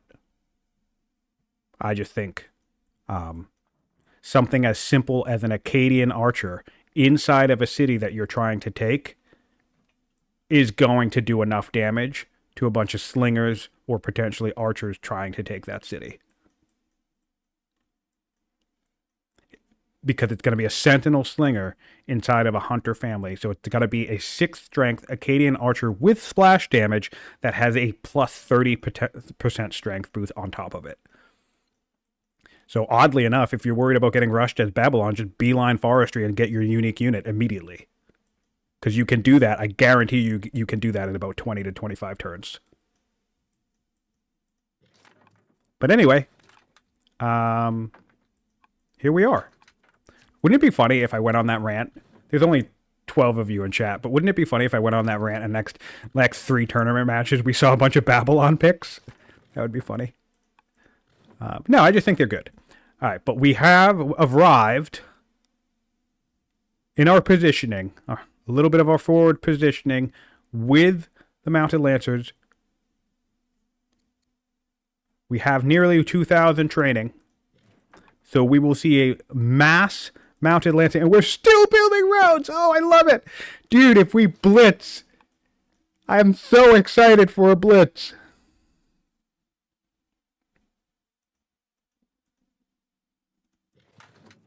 I'm so excited for a blitz. I can't handle this. I'm so excited. We have a phenomenal economy. Look at our food. We have everything we need right now. How many light chariots? We have 15 maybe? What are we looking at? We're looking at 13 light chariots, soon to be 14, soon to be 15.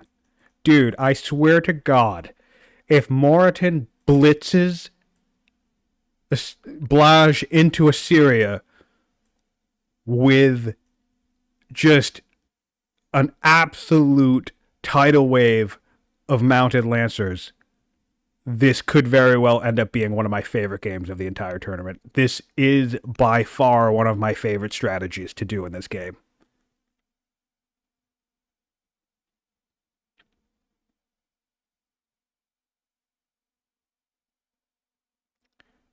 I'm going to tie back to the players have. This might take time. I know. We've been streaming for an hour and a half. Hour and 45 minutes. I think they might be going for 3 hours. And honestly, depending on I think, what are we looking at? We have a ballista coming on in 2 turns if we want. Oh, okay, so here's the issue. Infantry square is the issue. Blaj has a tremendous decision to make here. And I think he's going to mess it up. I think he's going to take the ballista.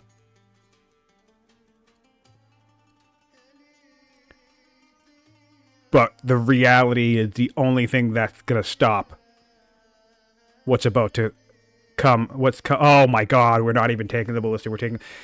All right, so that's it. Yeah, so let's take a look here. Let's take a look at the military. I'm not exaggerating here, by the way. I'm not even exaggerating. This is the entirety of the military. This here is the entirety of the military of the Assyrian Empire, right? So we're looking at 11 slingers and archers. Nearly 20... No, sorry. How many? Okay. He's repositioning some archers in the wood. This is good. We're looking at 10-ish spearmen and then 10-ish axes and warriors, right? So about 30 units. But the thing is that I cannot stress enough, I'm not exaggerating. If Moroten plays this right, he doesn't need to fight any of that military. He can bypass the majority of it. He can literally explode a city. And then when he explodes a city, what will be in this region will be maybe a dozen 8-strength units, right? So clearly, Assyria is not going to, or at least Assyria is going to be hesitant to attacking into that, right? Because he's going to be out of position. So then what happens? On the next turn, a dozen mounted lancers go take Azalea. Same issue. Now, if Assyria comes back and takes this, fine, whatever. Then you take Nineveh. Because the Assyrians are still going to need to spend a couple of turns having this Q pop over. And then after you take Nineveh, you take Qana. Just do the whole thing. So it's going to force the entire Assyrian army to attack out of position. Out into open field, which is precisely where they don't want to be. If you literally do resin and it blows up, where are we no longer standing in? We're no longer standing in friendly territory or hunter's territory. If we explode Azalea, same thing. There's no more territory bonus for these these sentinel slingers to take advantage of. And then you face a choice. What do? Do you send your army over here to stop? And like, it's a nightmare. It's a nightmare. I haven't seen anybody do it in this tournament yet, and I desperately want to. This is a nightmare. This is the nightmare scenario to deal with, and it's entirely possible it could happen exactly in 2 turns from now.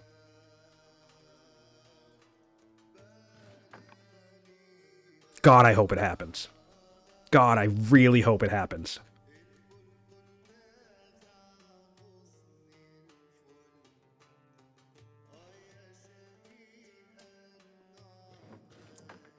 This is the number one way how I play Egypt.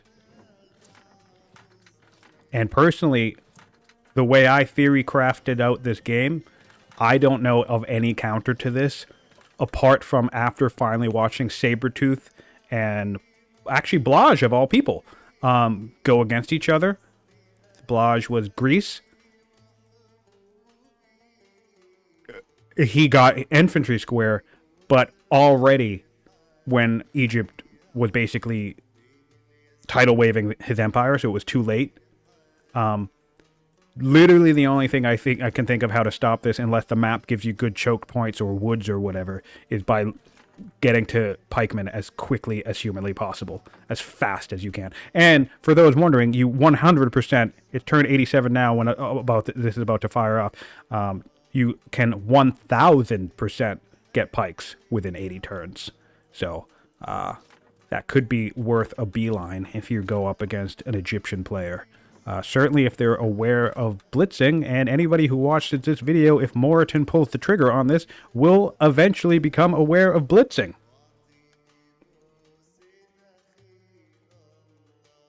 Question from the chat, would pillaging do anything, or are you suggesting try to take the deeper cities? I'm suggesting going straight for the city, which is not normally what you want to do in a fight, but to point this out again, this is the light chariot. It can do 3 damage, which means a mounted lancer would at least do 4, if not 5, right? It's 20 health in a city. So what that means is about 4 to 5 mounted lancers can kill the city. And this is... Look, I can make it. I don't even need to force march because of the road. Let's hop over to Egypt right now. Look at this. No force march, no zealot on the throne. We can make it. Nothing currently out in the field in Assyria's position would prevent Egypt from exploding the city instantly. So you don't need to pillage or anything, because then what happens is it's going to drop the border. It's going to stop the river movement unless Assyria has exploration. Which they don't. Assyria doesn't have exploration. So it's going to deal with your logistics. It's going to deal with your movement. It's going to deal with your ability to heal. Like, Assyria doesn't want to fight out in the open. Assyria wants to fight in their cushy territory with all their sentinel bonus. So what's the easiest thing to counter that? Take it away. You blitz into the city, blow it up. And then, Assyria doesn't know what to do about that. Maybe they stage here in Moroten. And they're like, oh, okay, well, you're not going to get my big hunter city over here. Fine. You take everything that you just blitz with, you blitz to Azalea. Maybe something gets complicated up here. Okay, fine. Blitz down, take Sarista. Blitz, take Jeroen. Egypt can go wherever the hell they want. And there's nothing that Assyria has right now. There's barely any spears. All the spears they have are up here, fortified. There's nothing that could stop this. Oh my God, I will be so happy if this happens. It's the most disgusting thing you can do in this game. Certainly one of them. And it's very much... See, the thing is, and that's the thing about the Mounted Lancer, if it's not the strongest unique unit in the game, it is 100% my favorite. This is personally, the Mounted Lancer is my favorite unit in the game. Because you... I mean, also, this is how we get without a force march. Imagine if we did force march. We can force march to Azalea. And again, this is without a zealot on the throne. Yeah, super, super fun. Super, super fun. We haven't actually seen it yet in the tournament. We sort of saw it happen in the back end of Sabretooth's game. But even I don't think he pulled the trigger on a blitz until way later than he should have. Because he ended up in a fight in a staging area like this, where he's like fighting units. And I remember casting on that game saying, dude, just go around. You do not need to fight your opponent's army. This is just gross. Oh, God, I hope this happens. You guys are in for a treat if this happens. Everyone is about to realize how terrifying Egyptians can be. They're so scary. There is nothing scarier to me than dueling an Egyptian player who hits 7 laws. If I look across the map and I see an Egyptian player with 7 laws, I'm like shitting myself.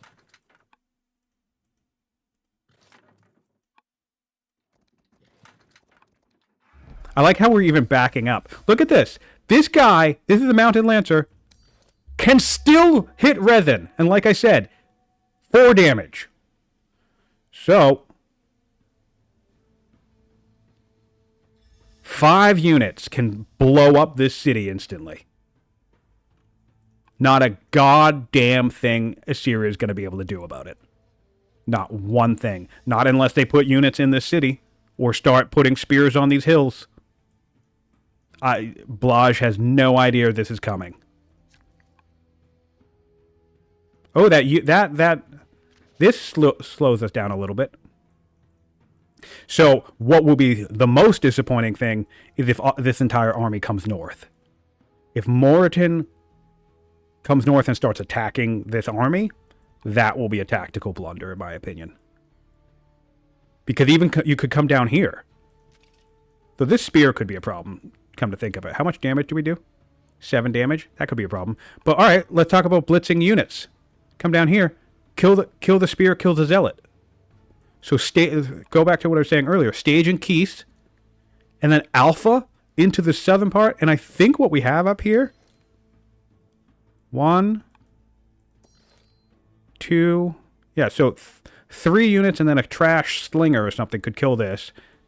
And then, yep, a couple units could kill. Yeah, I think with what we have, we could kill all 3 of these units and possibly even a couple more of these units. And that solves us any issue of having like a surprise zealot coming up and enlisting one of our mounted lancers. And it also gets the zealot off the field, right? And then we can just fucking blitz down Gaza next turn. Or that's the other thing. Just go hunting. Kill every unit here. Don't take the city. Just move over here. Kill every unit here. Just go on a hunting spree. So many interesting options. I'm really itching to see how Moroten is going to handle this. Because this is his window, too. Because, oh my god, we have a nice big draw pile. There's going to be at least one more full draw. This is it. This right here will be the biggest mistake in the game.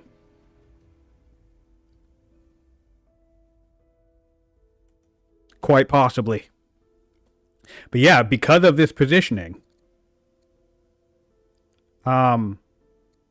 this is your moment, I think. I think this is the moment. And this is the type of stuff that I was talking about. This is what I attempted. This is the type of thing I attempted to do against Aaron, because now Egypt is stronger than Assyria. So we'll see if it works out for Moroten. But basically, you build up, you hit a big power spike, and then you just go kill the dude. I certainly think Moroten is in a better position in this particular situation. But we'll see. We will see. Oh, I love this road building. I really think a blitz is coming. Oh, I can't handle it. This is amazing. And we rushed out a mounted lancer.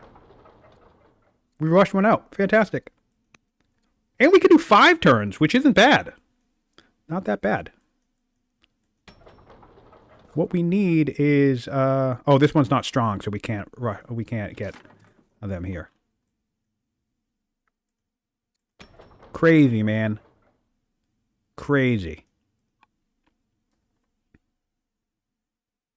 So this type of situation is another thing you could look at. I mean, I think you're ready to go, but you could also look across the way, look at these laws, and you can see right here that Blaj does not have doctrine. right? Because he doesn't have tolerance or orthodoxy. So you could choose to delay your strike and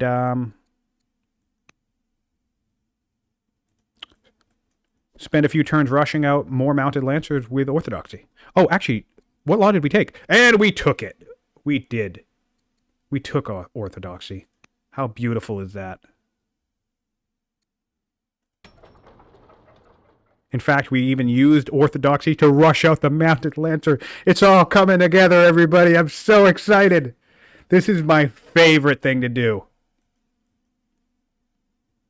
Doctrine, 7 laws, Egypt, ortho rush, just wash over somebody's empire. Works in single player, works in multiplayer. It's just really strong.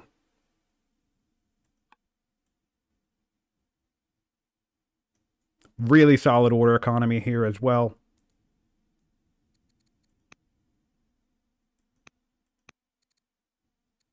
Yeah, really, really nice. All right. That is a power spike. Assyria is weaker. It's our turn now. It's our turn. What are we gonna do? Oh, I'm so excited. I mean, honestly, I wouldn't blame him if he takes a couple more turns ortho rushing out chariots or lancers. But I mean, I'm just so ready to go.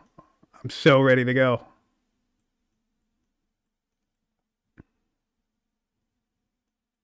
How much will a mounted lancer do to a ram? Dude, it still does 7 damage out to a ram out in the open too.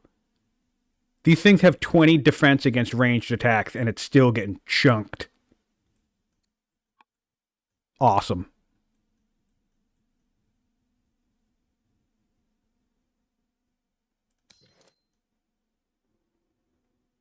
Watch him not do anything. I'll be so disappointed. He's just going to stand here.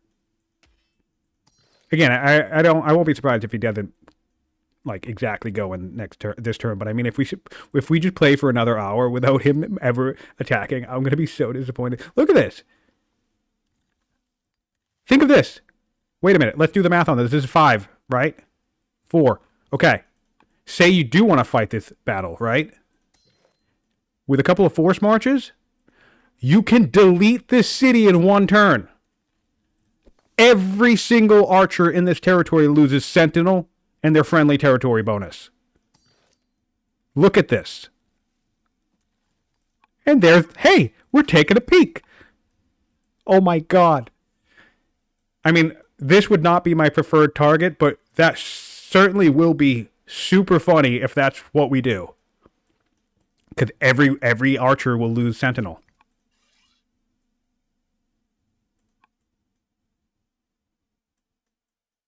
And that really, honestly, still not my preferred terrain to fight in because of all the woods.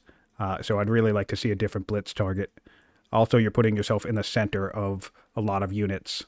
But I don't know, maybe it works out.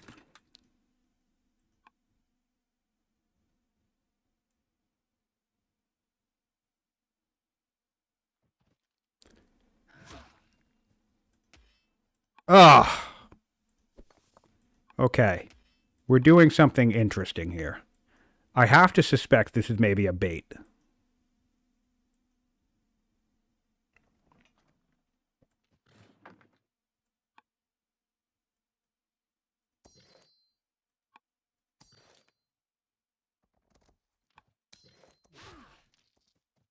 No, Mounted Lancer, we're doing it the hard way, guys. God damn it. All right, well, be another day for us to see the blitz. And here's the issue I think we face.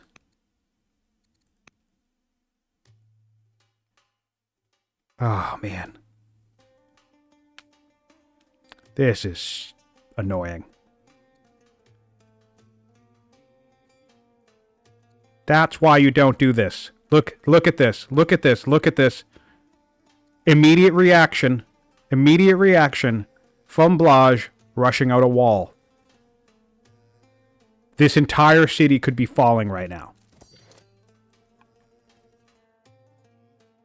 I know the instinct, the typical instinct. Don't get me wrong. Tactically, this is sound and makes sense. 90% of the time, you want to be killing units first. I get it. That's correct.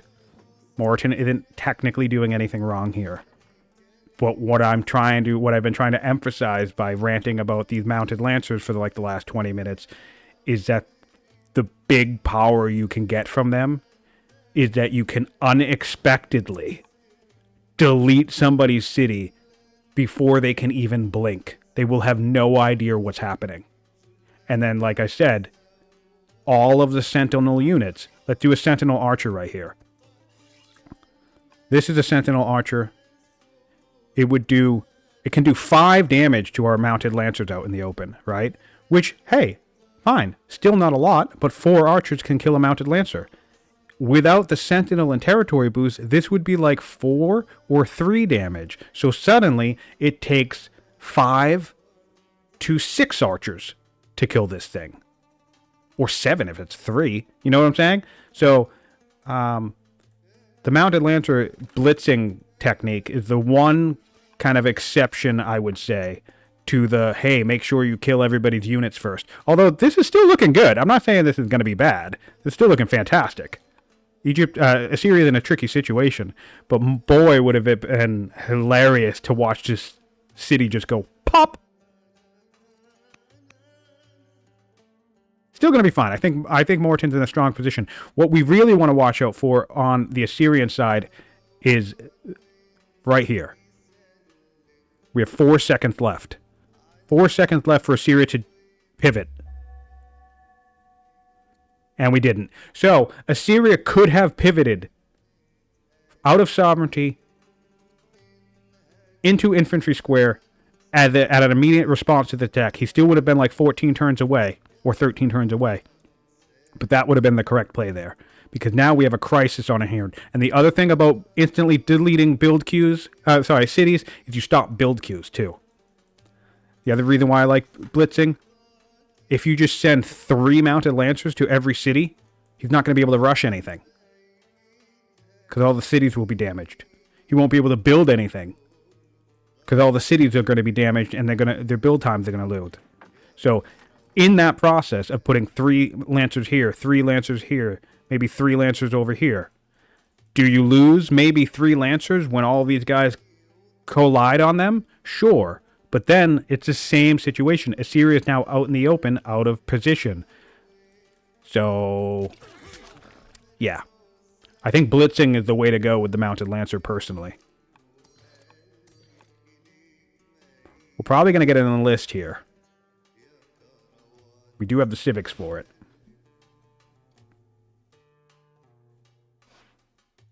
Unfortunate, we didn't promote this zealot horseman down here as Assyria 2 Horsebane. Definitely would have been nice to have that. Alright, looks like we won't get it in the list.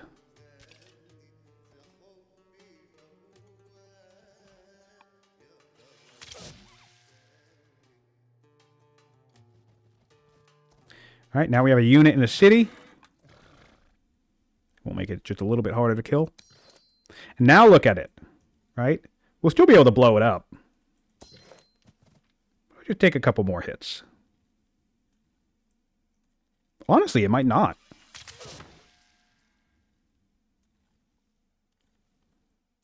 That actually looks like it would take the same amount of hits. Oh, no, it wouldn't. It would take a few more. That was grabbing a zealot.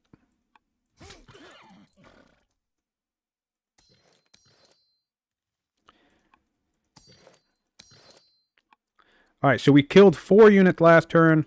We've lost a chariot and a mounted lancer.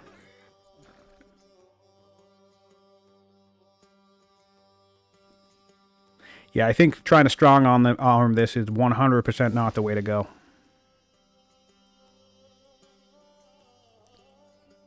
But we'll see. Mostly because this is all in woods, right? Your opponent is now all in the woods.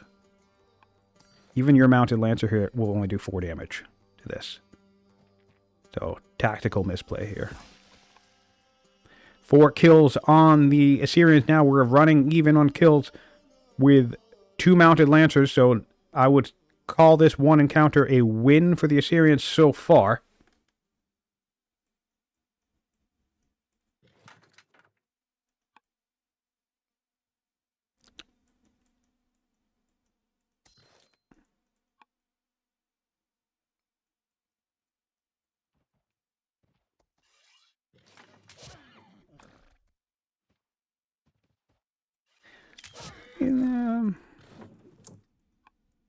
Still 20 orders left. Let's look at the orders here now while we're still, yeah, neck and neck on orders. Slight advantage Assyria. Of course, they have their latent Assyria order boost, which is always annoying to deal with.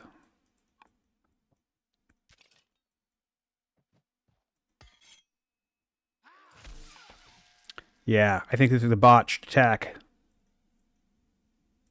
which is a bummer. You're going head to head in a battle that you don't need. Although I suppose,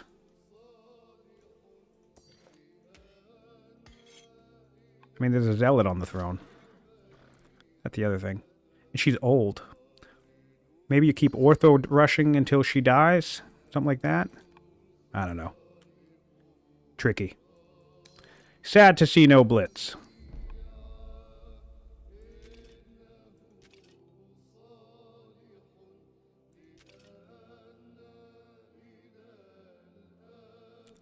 Sad to see no blitz. Yeah, these spears are still going to do a number on these things.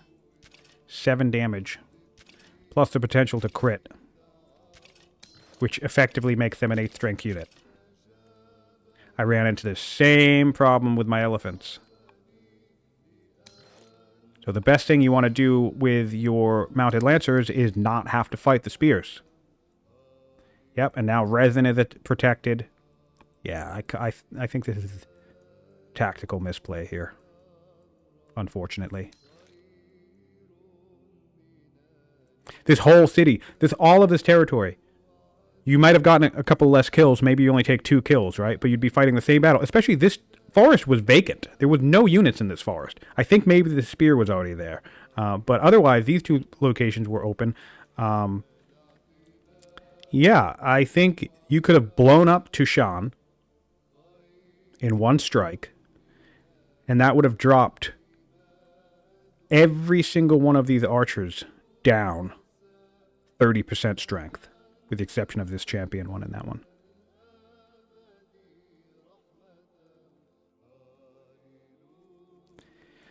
Yeah.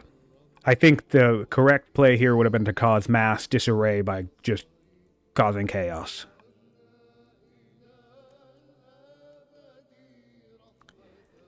No reason to fight this head-to-head fight. Maybe we'll get a blitz. In some game. You know? We have a few tournament players in the stream right now listening to my rambling. Maybe one of them will be kind enough to show a blitz.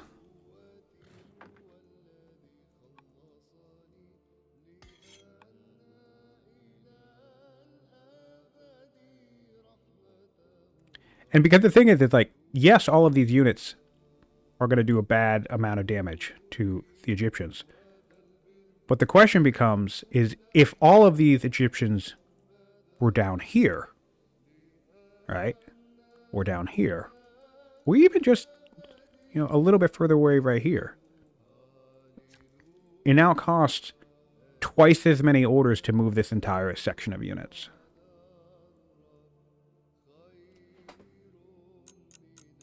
Yeah, Assyria, if you're fighting Assyria in a fair fight, it's not a fair fight.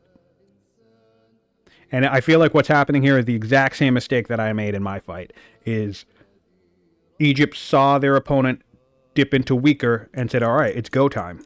And then they threw their massive 8 strength army directly into an Assyrian army and got smacked down for it.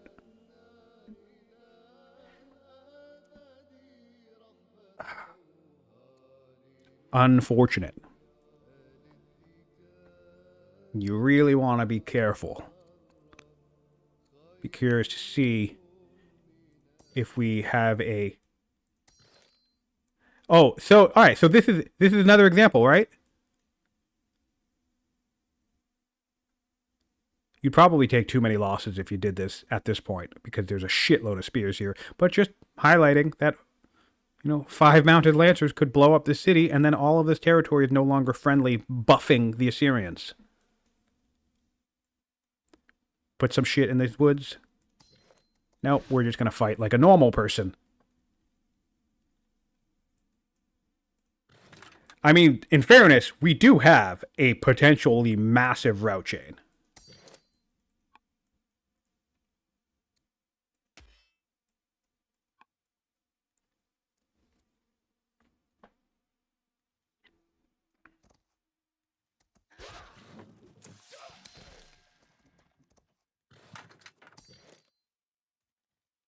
I think he's going to lose too much in response to this. Maybe, I don't know.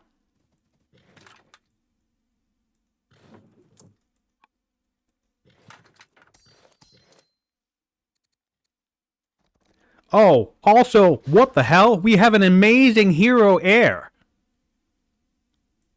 Please tell me she's on a unit.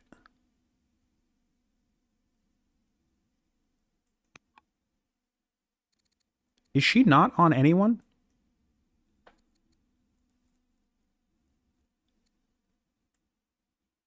Dude, we could be launching offensive. I don't think this... What family is she? Clerics? Oh my god, she's not on a unit. Look at this, plus 34. Attack. You could run in here and launch offensive. Dear God. Oh no, Moroten. My boy!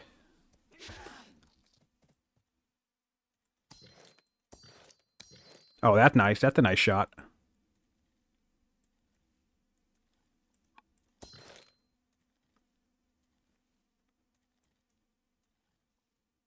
That's a nice shot.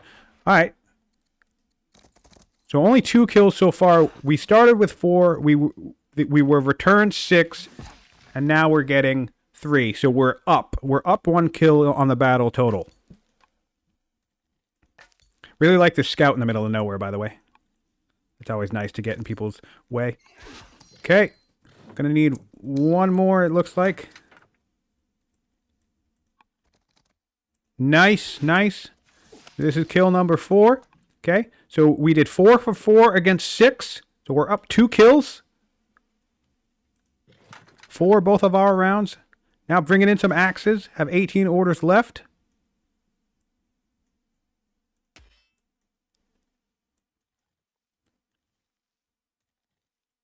Tricky, tricky, tricky.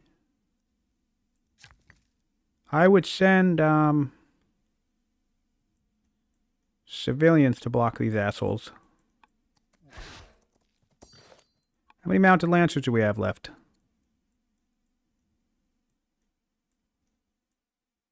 I'm running a little low here.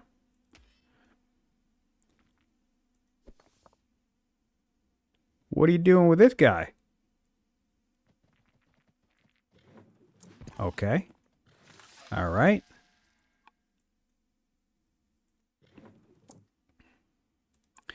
All right, so 5. So that's not a bad round.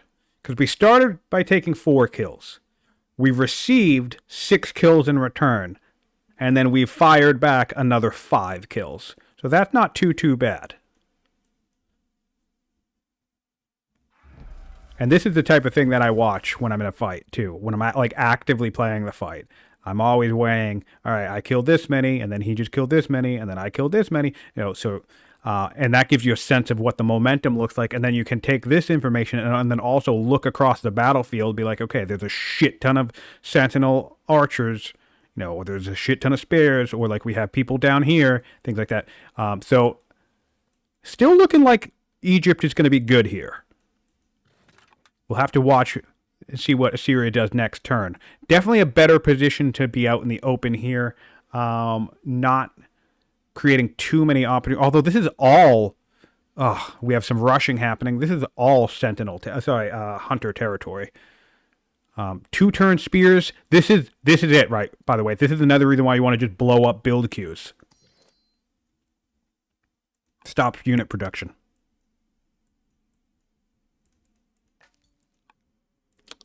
Certainly a risky strategy. Not gonna deny that. You could just send your whole army into some place and then get flanked and get killed.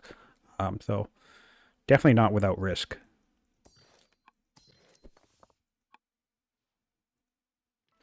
All right, back to the Assyrians. We have received 5 kills. We have not enough civics to enlist anything because I suspect we civic rushed a spear. But we have some kills we can take.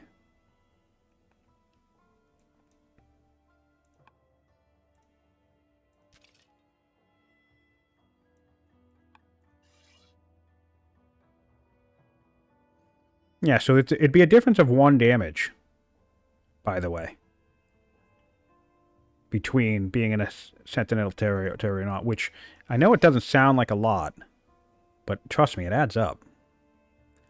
All right, so it's 20 health, right? So 4 damage is 5 hits. 3 damage is 7 hits.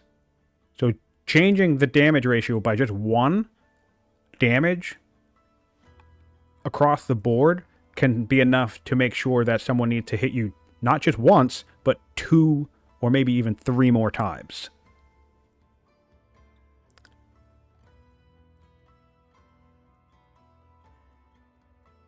Yeah, everybody's going to be building spears now. So that's the other thing that you're going to run into. You're going to have to just plow through a bunch of Assyrian spears. Ah, man. And is he going to spend the entire time trying to take Tushan? It's like, why? You don't have to. That's the other way to look at it, too. You can literally look at the city itself, right? There are no barracks in here. You can infer, just by looking at it, how much training output this city has. But then if you look at Moroten, you can see barracks. You can see barracks. You know it's the seat, so it probably has officers, because we can see 6 specialists. So you kill this one.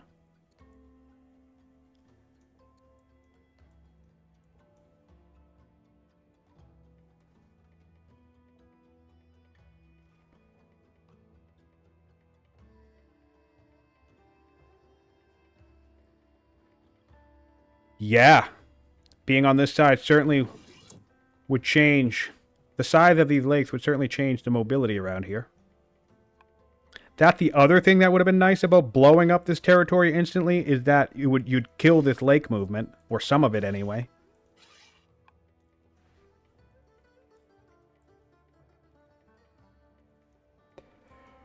I'd like to see... Excuse me. I would like to see our princess get on a unit and prep ourselves for a launch offensive at some point. We don't have the training anymore, but if we stockpile some training or abdicate now, we could accrue some training through kills. And man, you already have your mounted lancers. Imagine getting them all to attack twice. That'd be brutal. Brutal, brutal, brutal.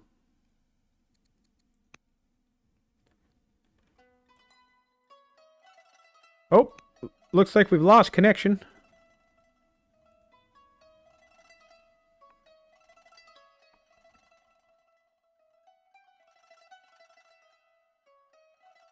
All right, Blaj had a crash.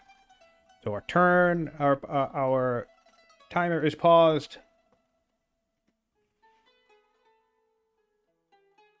He's gonna come on back. If you are with us live, 18 of you in chat, appreciate you being here. Hanging out for the day, watching some Old World.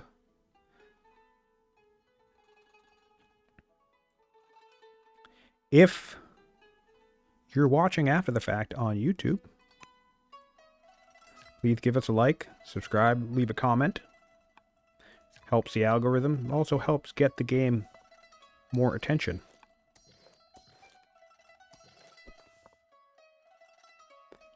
And we all love this game very much.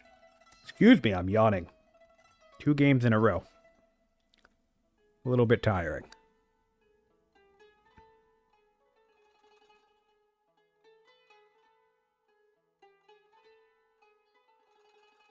Why do I have a notification?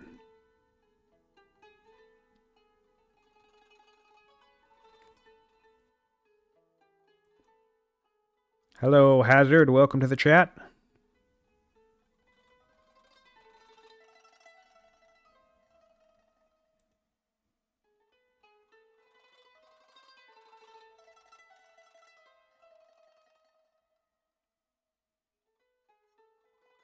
Seems like our connection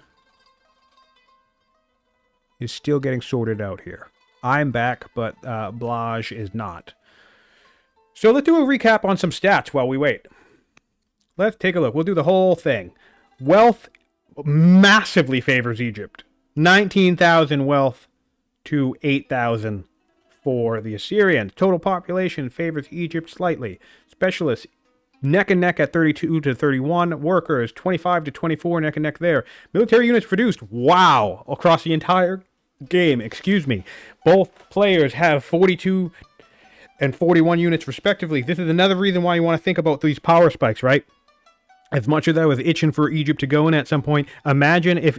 So now, Assyria has fully converted almost entirely to building spears across their empire, right? Spears, spears, spears. So they're in full military mode. They might have been... They might have maintained their lull of like building specialists and stuff, right? And you could have sat with orthodoxy, taking another 5 turns and just churning out mounted lancers, like potentially 2 every turn for the next 5 turns, or certainly 1 every turn for the next 5 turns, which get you, 5 to 7 more mounted lancers than you have now, and then you go and then you spend all your orders aggressively. All right, it does look like Blaj is back, but I'm going to keep going over some stuff. Units lost. Pretty much neck and neck there as well. Laws adopted 7 to 6. Technologies 20 to 19. Man, they are so evenly pitched against each other. Improvements control 146 to Assyria, 137 to Egypt. Neck and neck there. 2 wonders to 1 wonder, although there's a second wonder under construction. No, both are online. Military score, a dip for Assyria, a dip for Egypt. We'll have to keep an eye on this because the dips for Egypt, I think, mean more because you're losing stronger units. Science. Yep, I mean, this is, don't get me wrong, this is the moment for Egypt to close out the game. I think they're doing the correct thing in terms of overall strategy and thinking here. I just think they need a little bit more oomph. So either one of 2 things: pick a different direction, scatter your opponent, cause more disarray, or maybe they hung back a couple more turns and brought in a few more mounted lancers, got everything up to the front line, and went in, maybe 5 turns later. But with this science rate on Blaj, what's going to happen is we're going to get through this draw that we're on now. If we don't get infantry square, we're going to get through the next draw, and then as soon as infantry square pops up, we're going to get that, and we'll be about... So I think we're approximately 16 to 20 turns away from infantry square, if I were to guess. Well, no. More than that. Probably about 25 turns now. Which is so funny because Blaj had the opportunity to grab infantry square. Literally the turn that this attack happened. He could have been well on his way to it. So, bit unfortunate for Blaj there, but that's his end game win condition at this point, is just get infantry square, keep churning out these spears, and any spears that survive by the time infantry square comes online will become pikes, and this entire strategy will be dead in the water for Egypt, and I think Moroten will effectively have lost the game at that point, to be totally honest, because he's banking on his power to push him through here. He is back to stronger now, though, which is good news. All right, so anyway, let's take a look. We're moving now. We have 23 orders left. Not a lot of movement from the Assyrians right now. We've taken 1 kill.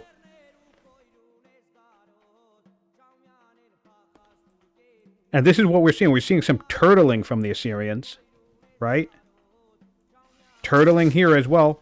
Strong units being left in the forest. You really don't want to fight this head on.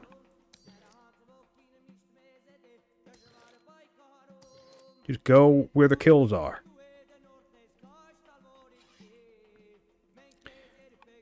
Always shitty to fight into a zealot too. That extra mobility really sucks to deal with. How's the political situation in Assyria? Political situation. That's the other thing that we're going to run into. Political situation in Assyria is fantastic.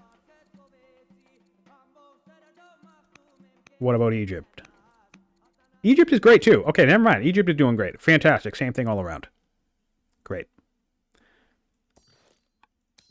But look at this. Look at this. Spears do plenty of damage to these guys, right? But look, you can do 10 damage in return. Crazy. But again, just another example. Outside of territory, in friendly family territory, 10 damage versus 9 damage. So even with your precious, super strong mounted lancers, you're going from needing 2 attacks against one unit to 3.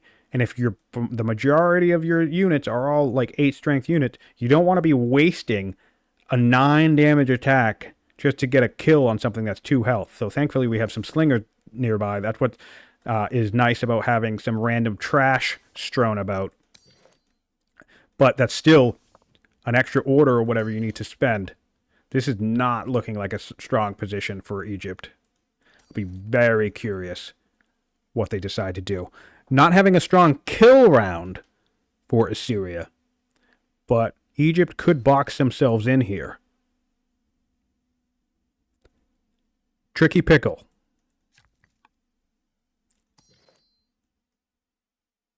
Would still love to see a blitz. That might be too risky at this point, though.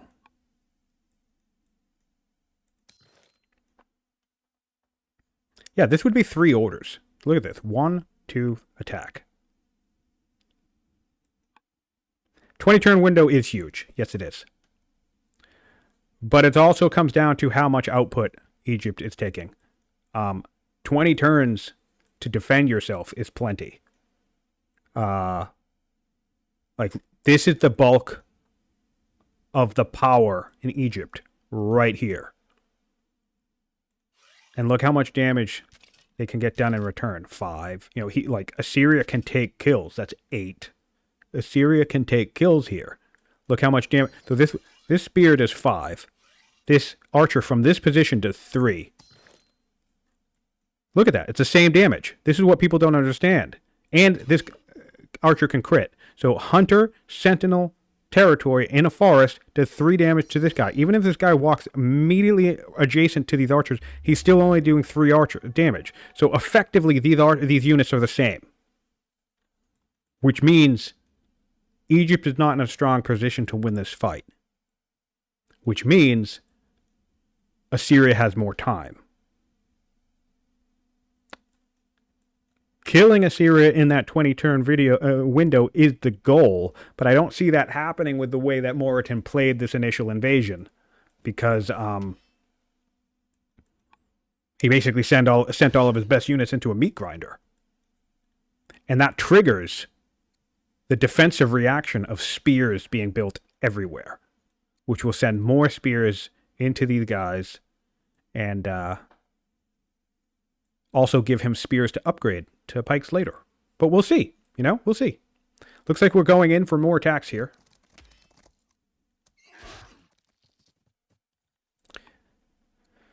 We lost 4 units last round. So we killed 4, lost 6, killed 5, lost 4.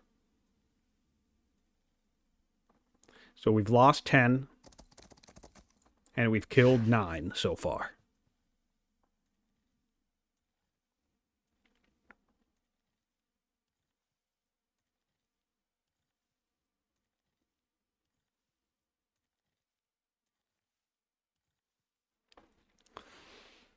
I think that's the problem that we're looking at, right?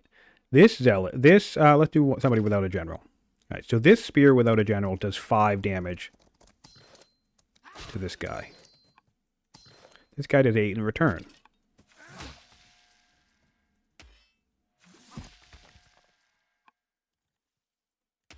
Okay, 2 kills, that's good. The air situation. The air situation is frustrating because Egypt has a very beautiful, lovely 7th strength, 6 courage. Sorry, 7 courage. I can't speak. 7 courage, 6 charisma, 3 wisdom hero. And it's not even on a unit. Look at that. Plus 34 attack, plus 30 defense. 12% crit chance. You could be launching offensives here. I mean, he doesn't have the training just yet. But he could at the very least save it on a unit and keep it as like a surprise abdication if he didn't want to be having the hero on the throne right now. But yeah, he's missing an opportunity by having not having that general on an axe, especially. In Assyria, we're looking at, I think, an economic heir. No, they have a hero on the throne too, so that's also gross. And it's already on an archer. In fact, is that archer right here? No. It's right here. I would not be surprised how much training is in Assyria. Are we going to see a special abdication strategy? No. Although they're making a shitload of training per turn.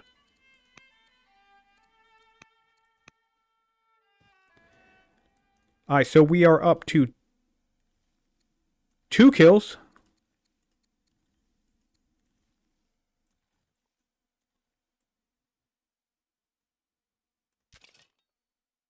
Oh, man.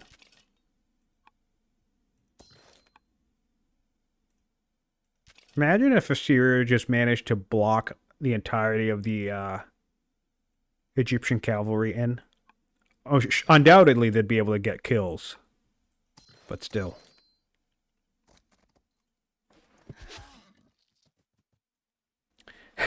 Purple Blue Moose says having the hero as an heir for Egypt is a capital A abdicate. I agree. Yeah. Bit unfortunate.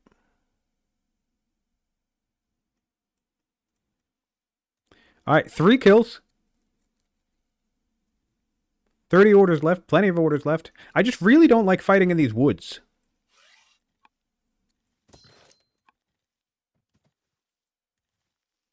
Coming up with a force march. Where are we headed here? I think what he should be doing also is getting some trash on his back line. He has a slinger here, but you want to do more. That way, you can hopefully, bring this, like this worker's just standing here. Put this worker over here. Put a worker right there. Have it build a fort just in case. Same over here. Get these workers all the way up. Protect. This is the tactical worker for those unfamiliar. You do not want your best 8 strength units getting killed. Of course, archers could probably come up and still do some work, but whatever. So, just surround your backline with a bunch of workers. If nothing else, it's going to force him to spend order. I mean, I guess it's Syria. It doesn't matter because they get the recouped order cost, so it's less as impactful. But it still has to burn kills, attacks, rather. So there's still that.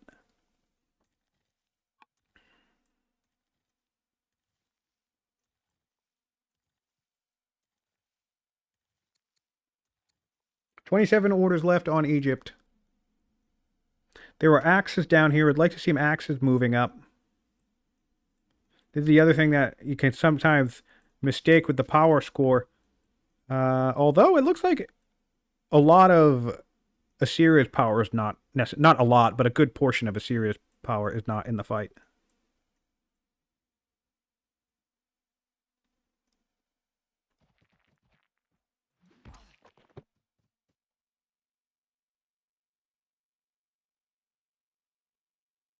No, south is wide open.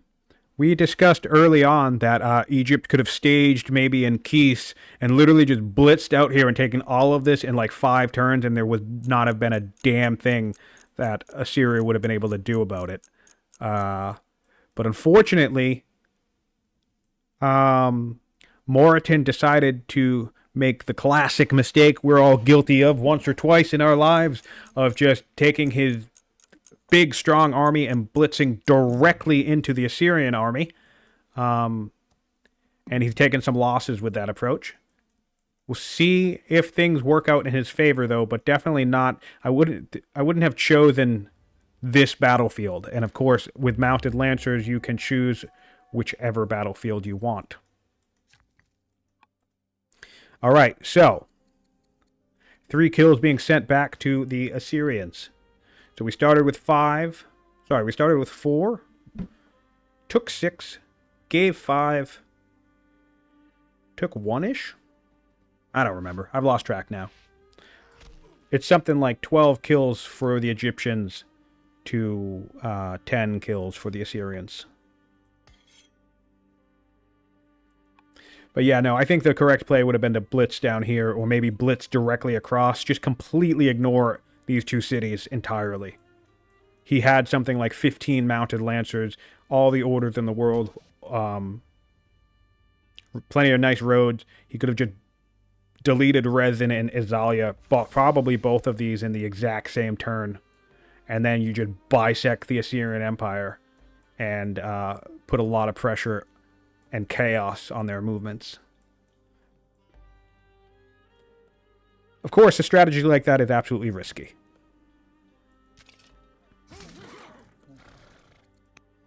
Alright, here we go. We're coming up. We already take the kill. Took a kill on an Axeman.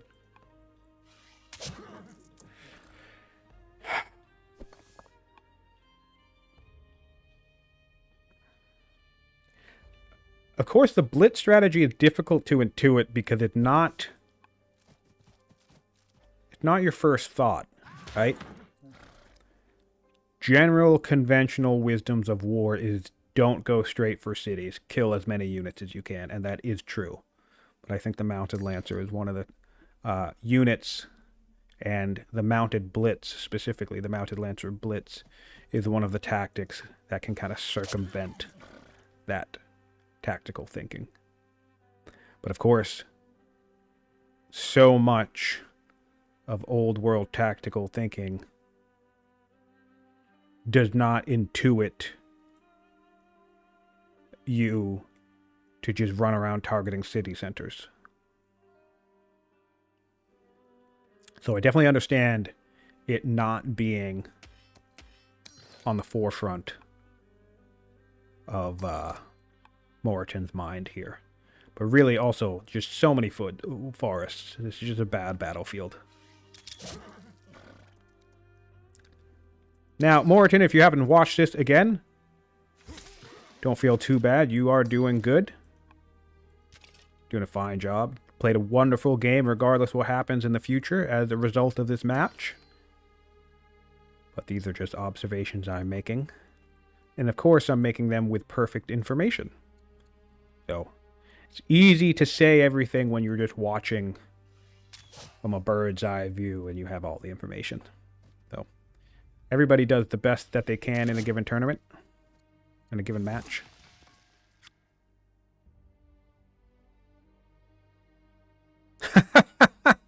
Blaj just got an achievement to have a mounted lancer. This is Blaj's very first mounted lancer. He is in for a treat.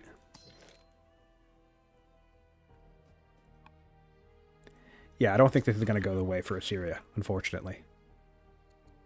Now, 3 kills. 27 orders left. Plenty of damage left to do. 3 kills. One of them... No, 4 kills, because this enlist isn't being calculated as a kill here for some reason, but that's okay. That's a 5th kill. And another mounted lancer down. So this is the trade-off. This is the trouble that you're going to run into. Yes, we're trading 3 for 4, 4 for 3, relatively even odds, but I faced the same issue in my last match. What you're doing is you're trading 8 strength units, mounted lancers, for spears, axes, and archers. Not worth it. That's not a fight you're winning. Every Because again, if you're getting the same type of kill, 3 or 4, up or down, plus or minus, every round to each player. But if every 2 kills for Assyria is a mounted lancer, and, I mean, Assyria doesn't have any 8 strength units, right? So, half of the kills that Assyria are making are your 8 strength units, while you're just killing 5s and 6s. That's not a trade that you want to be making. Of course, that Zealot is now on the table to kill. He's going to have to kill the Zealot and the Mounted Lancer next turn. Moroten is to take both advantages off of the field here. If we have a Chariot around, we do, but pretty far away. Yeah, there are some route potentials, really nice route potentials, but we don't have enough Chariots. I think this was a classic mistake of firing a little too soon. Yeah. It's so difficult to know when to attack. It really, really is. It's the hardest thing to figure out. Because you always end up needing just a little bit more. Or you wait, right? You wait because you feel like you don't have enough, and then your opponent gets that key technology or that key upgrade that helps, maybe suddenly, maybe you could have attacked 15 turns ago when your opponent didn't have any onagers, and now they do. That type of thing. So it's very, very difficult to intuit if it's too early or too late to strike somebody.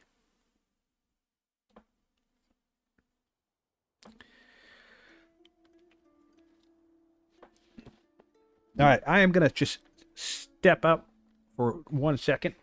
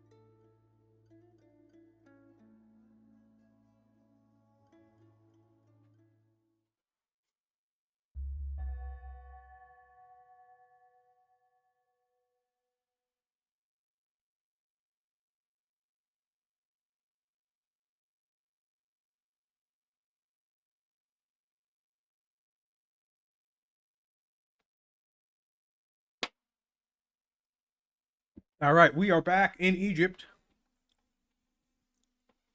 Gonna have to make a tough decision here. I mean, the unfortunate reality is, I think if, again, long term due to the pikeman timing, I think if Moroten cannot win this fight, I don't think he's going to be able to win the game. I think his game hinges on this fight. And what I mean by that is, like, even if he were to retreat, I think he would still lose. Whereas, if Assyria, for whatever reason, had to back off a couple cities, concede some territory, or, maybe he loses this city, backs off to Mardaman, and in the time that Egypt has taken Tushan, Egypt decided, oh man, this is harder than I thought it was going to be, right? So he is healing up, building up, licking his wounds and all that stuff, right? I still think that ends up in a net win for Blaj. Oh, God damn it! Where was that 9,000 million turns ago? Too late. Oh, this is so disappointing. But yes, this is what you should have done. Oh, man. You kidding me? All right, we'll see how it goes. Wait, what? Oh, he's going in with a slinger. Okay. All right, I don't like this anyways because you still have the issue of there being a million spears nearby.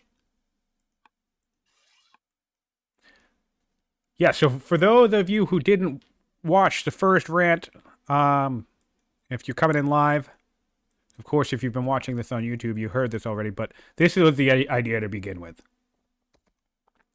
if back before any of this combat even started, you just came in, if you staged in Keith, and you would have been able to take out any one of these cities instantly. So my thinking was come to Resin, you take Resin, and then as Assyria tries to scramble down south and do something about it, put some position in Moroten or whatever, you just come over and you take Izalia. So now all of a sudden 2 cities are falling, right? You're impacting your opponent's science rate. You circumvent this hunter territory, this sentinel territory, this forested territory that you cannot fight in.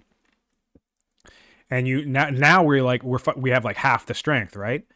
But he would have had like 2 or 3 times as much strength as he has now, which would have all been right in these hills, and then it would all be right here.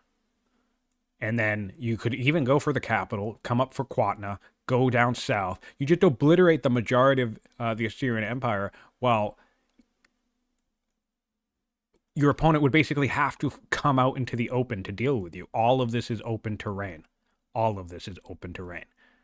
Instead, unfortunately, Egypt charged into a sentinel hunter's forested bastion, which is just really, really big shame, because he just highlighted, he demonstrated specifically how easy it is for a mounted lancer to just wipe out a city that's not defended.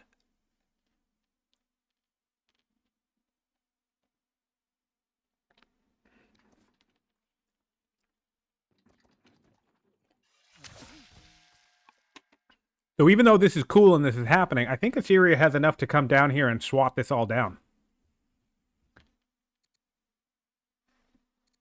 Because we've taken 1 kill this turn.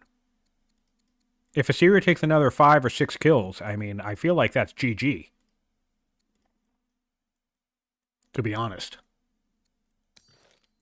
Look at this. This is the mounted lancer. Look how far this can come. So, if we're... This is how far a mounted lancer can force march from the capital. From the capital. Crazy. So what I'd like to see here is an abdication, and I'd like to see the hero get put on this unit. We still don't have enough training. Oh, we don't even have enough training to assign the general. Is she on anything yet? Oh my god. No, she's not. That's so sad. I'm sorry, Moroten. That's unfortunate.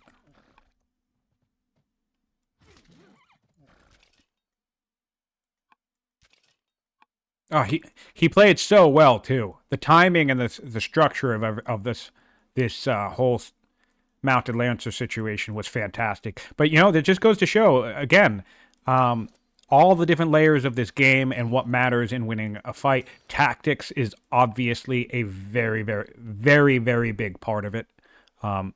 You can play a very solid game strategically. You can plan very well. You can even execute the plan pretty much perfectly. I would say, I mean, obviously, we're maybe a little bit later in the game than we should be, but I would say this is a pretty decently executed mounted lancer power spike. His opponent was weaker. He had the mobility. He had the strength. Pretty well executed in timing. Maybe we spend a few more turns ortho rushing some mounted lancers, get that number up a bit more. But I think this is pretty well executed for Moroten. Very well done. The problem came down to tactics. He did the same thing that messed up my last game, and he took his power spike, his nice beefy 8 strength unit power spike, and he slammed it directly into a mass of Assyrian units. Well promoted, with Sentinel, with Generals, with their crit, and you just cannot strong arm Assyria like that. You can't play the let's throw bodies at the problem with Assyria, because Assyria is just going to blow up your bodies.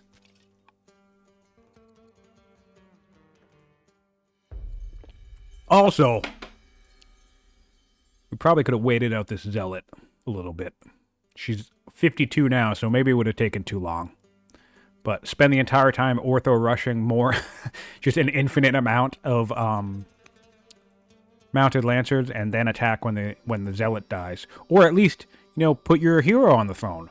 Put your hero on the throne, save up your training, head in. So yeah, basically just came down to tactics here, but otherwise very, very well played on Moroten. Sound strategy, decently executed overall in terms of the timing and the thinking here. He put his builders on the citadels, got them out in 2 turns. He had the culture at the right time. So, so many things about this. I just want to be clear that so many things about this did go right for Moroten, including the blunder on Blaj's pot. Blaj was staring at infantry square in his hand the turn or 2 before this attack happened. And it was a 14-turn infantry square at the time, 13 or 14. So he could either, at the very least, be halfway through it, if not already have it by now. So, yeah, everything that Moroten needed to go right up to this point, I think went right. He just botched the attack, which is super sad, super unfortunate to see. It's always a bummer when it feels like you make all the right moves, but just can't bring it home. You cannot assassinate opponents' units in multiplayer. Max is asking if anyone's assassinated enemy units. You cannot target enemy rulers. Actually, I'm pretty sure you can't even do that in single player, to be honest.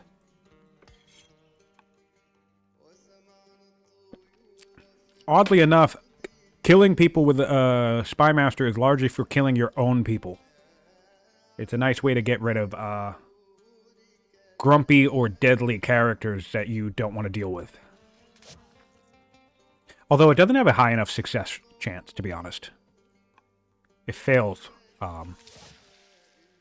more than I think I'd want it to. Imprisoning someone is so much easier. No, you can't. They're not eligible targets. I think they should be.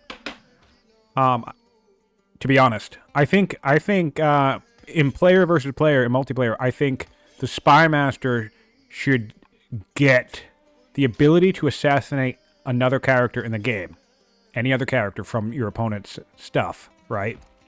With the caveat being, both players in the course of a game only get to do it once. So it's like a one-time cooldown mission. Because I think it would be cool to be able to decide to kill your opponent's ruler. I think that would be really, really cool. But then you'd be faced with decisions like, do I kill the starting ruler if you beelined portcullis? Do I kill the heir? Do I wait around to see if I see a zealot on the throne and I kill that? Things like that. I think it could be interesting if you were allowed to kill somebody in the game, but if you were only allowed to kill one character of another player's. Because then if you translate that to FFA games, free-for-all games, then it becomes interesting too, because you have 4 or 5 players playing the game together. Everyone gets one kill, right? And yet we all need to decide which character from which player do we want to kill. I think that would be really spicy and really fun and interesting. But I like fun shit. Competitive multiplayer people don't tend to like fun. No, I'm not going to say it that way. Yeah, I don't know. I think it would be fun. I don't know. Some people might disagree, though. All right, we have 3 kills so far, and did we get another enlist already? No, we healed. Well, we promoted our zealot.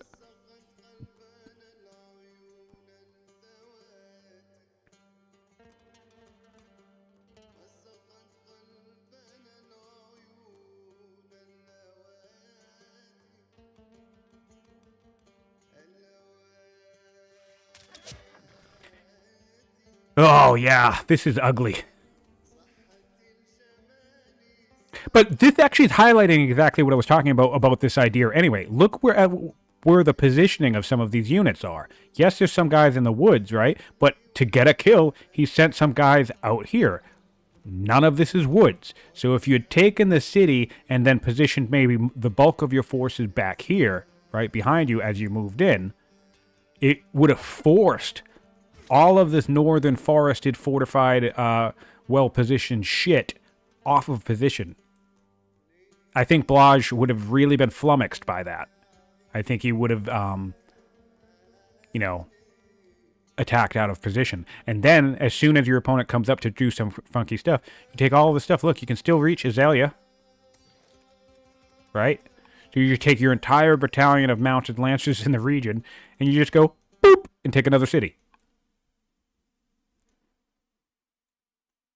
Or, you know, you come down, you go, boop, take a city, boop, take a city, boop, take a city. You just jump around the entire map. I really think the mounted lancers, since the bulk of the Assyrian force was up here, I'm like maybe 60, 70% sure that I think the mounted lancers could have gone resin, unless Blaj reacted by putting a bunch of walls in these cities, because there's only walls in this champion city, but there's no walls everywhere else. I think the mounted lancers could have taken this city, this city, this city, and this city, and I'm not sure that Blaj would have been able to stop it.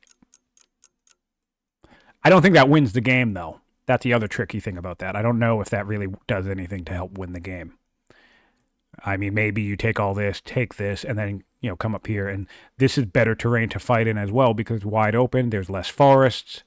So it gives you a staging area for your mounted lancers some more, and then you attack from the hills. Something like that, I guess. But then you're up against the clock, against the pikemen.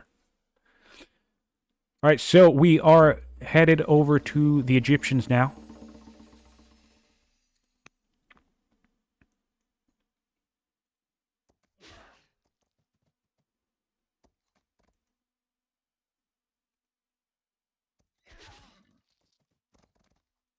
Have to see what they cook up.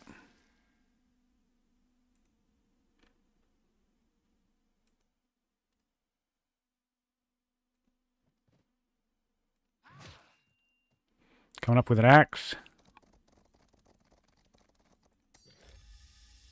Oh, all right, that's not good.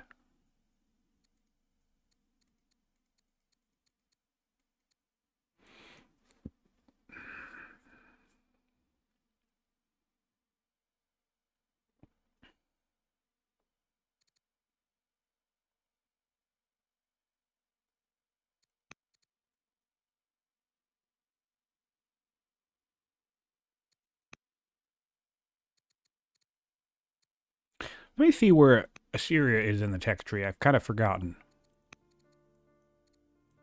Yeah, they have battle line. They don't have doctrine. Yeah, see, that's the other thing. Without your... once I have doctrine, once I have orthodoxy, I check to see if my opponent does. And that basically just tells me I can spend my entire time ortho-rushing while they don't have it. And then as long as I attack them either before they have it or when they have orthodoxy, well, then they become in a position where they can't spend their orders to ortho rush because they have to spend their orders fighting me.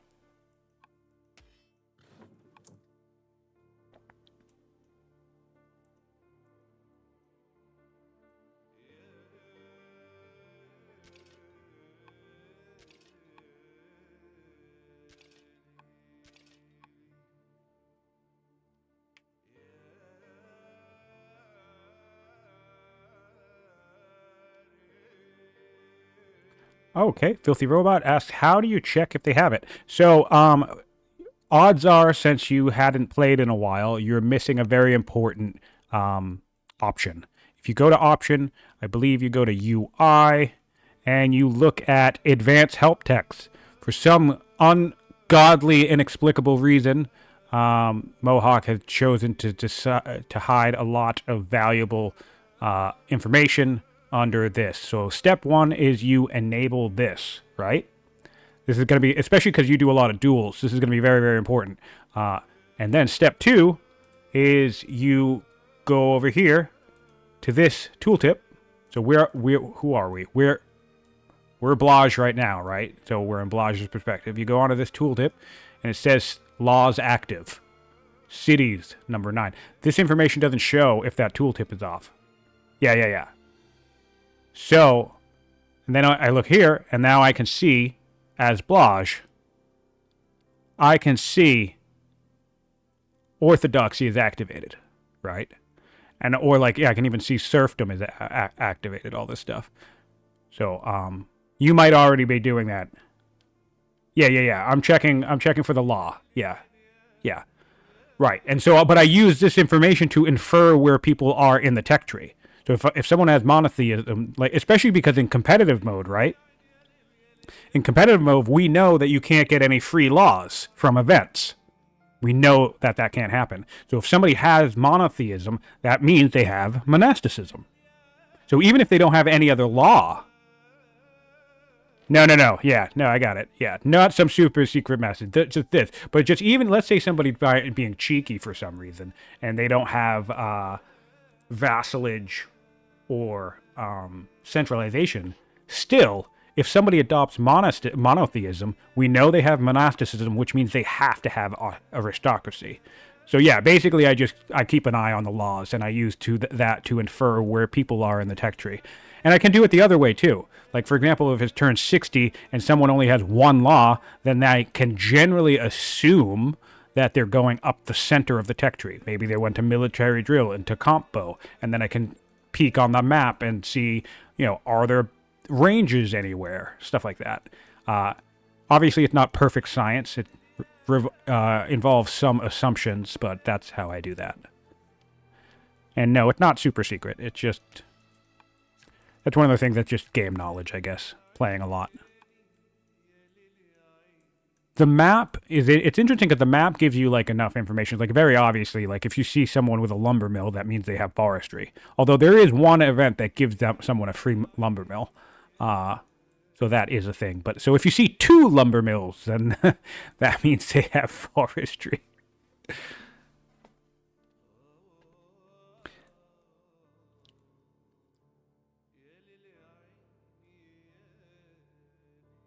Yes, I'm happy that they gave Hazard. That's a good... Hazard's mentioning he's happy that we gave... I'm not a Mohawk employee.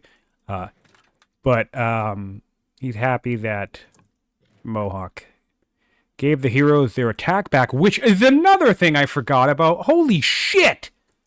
So we're Egypt. We've had a hero, a really good one. That's live, right? That changes live? We've had a hero this entire time as an heir. We could have had mounted, like a circle of 7 mounted lancers that could all attack. Put your hero in the center of it. Your hero gets your attack back, and you do 14 attacks from one lance offensive. That's a bummer, man. That's another blunder there. That's really unfortunate. I don't... Let's take a look at the power graph. Yeah, this is it. This is what I'm saying, man. Because here's the thing. You're running even with Assyria, and as someone else said in the chat earlier, if you're running even with Assyria, then you're not running even with Assyria. Because, again, that 10% chance to crit is going to pan out across a battle. So, I think this is going to be it for Moroten, which is super unfortunate, because I really think he had a shot. I think he had a shot to pull it off. I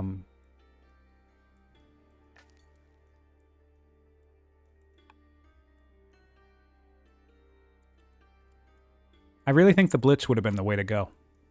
Maybe not. Maybe he would have done that. Maybe he would have blitzed this, and then maybe Assyria would have just swallowed him whole at Azalea. I just still think the landscape would have been better.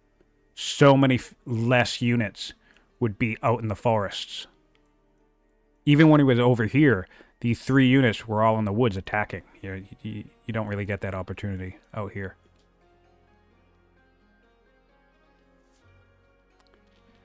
Yes. All right, Solver confirms the offensive change is live. So yeah, we've had an entire battle here with an Egyptian hero sitting on the bench.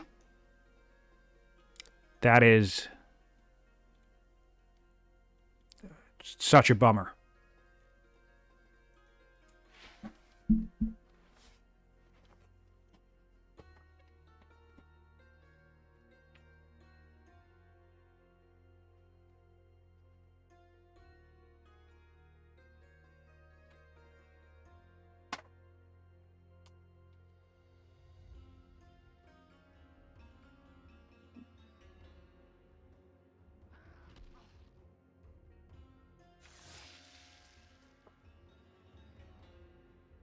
I think it's decisive blow time. Because I have to imagine with 64 orders and a couple of good crits that the majority of the units in this region are killable. Even the mounted lancers. Because you still have this spear that does a whopping 8 damage. We have the ability to enlist something else, so we'll get another mounted lancer of ourselves. Going a little deep? Okay. Alright. Going a little deep here. Not sure I'm really feeling that, but alright. I think you can kill more stuff and spend less orders by keeping it over here, but you know, maybe this is just a quick foray into a back line here. We'll certainly still be able to make kills over here as well. Alright, Zealot Mounted Lancer down.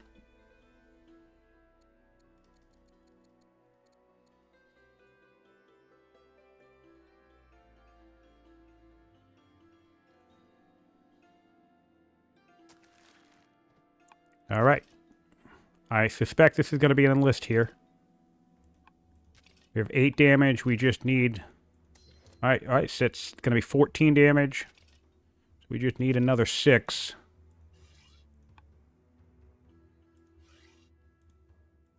Whoop. Don't have it. I mean, we do have it, but not... We'll need another attack.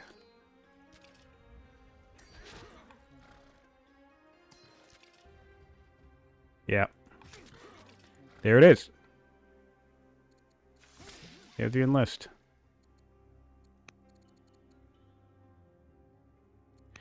That's unfortunate. Alright, so 2 kills here for this turn. We lost 3 last turn, and again, we are now even in power. So as they begin to trade kills, and or Assyria takes kills, more kills, Egypt is going to keep digging themselves deeper and deeper into trouble here. And the science disparity is huge at this point. We're looking at 137 science per turn to 82, and there is about an 800 science point lead in the Assyrian Empire through the tree at this point. We're cycling with a free court minister. Machinery is on the table. Land consolidation is on the table. But the reason for the cycle here is because infantry square is in our deck. And as soon as Assyria, if it's not over already, as soon as Assyria gets pikes into the field, I just don't think there's going to be anything Egypt is going to be able to do to stop it.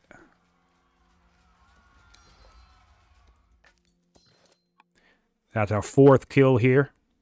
2 mounted two mounted lancers. Actually, I think that's... Yeah, I think it's 2 because I don't think the enlist is tabulated in this kill counter.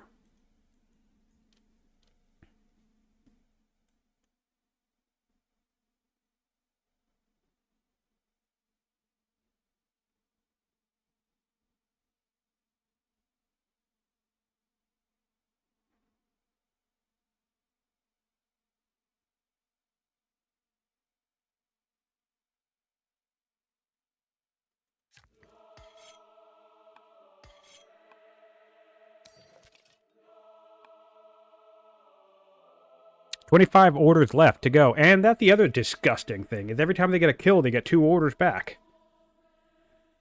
So I'm pretty sure that Assyria already has an order lead over the Egyptians anyway, which is another shitty thing to deal with. So you just have to be on top of your game if you're facing Assyria. I definitely don't think they're one of those factions that are unbeatable or anything like that. But you just need to play it right, because it's very easy to underestimate even just the possibility of a couple of random crits.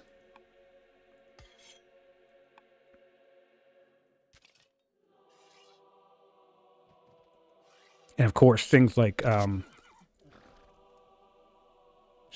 hunters, sentinel. I don't think Sentinel, apart from Assyria, I really don't think Sentinel is getting enough of a showing in the tournament. Like, it keeps coming up in Assyrian games, but I honestly think it's Sentinel that's making Assyria do as well as they're doing, more so than something like Champions or something like their crit potential. Of course, the orders it all compounds, right? But I think Sentinel is a huge part of it, because you can attack.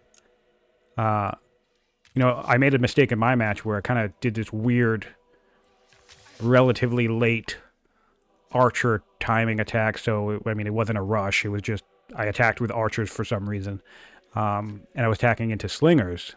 But the thing to remember is that Sentinel slingers are essentially nearly as strong as archers.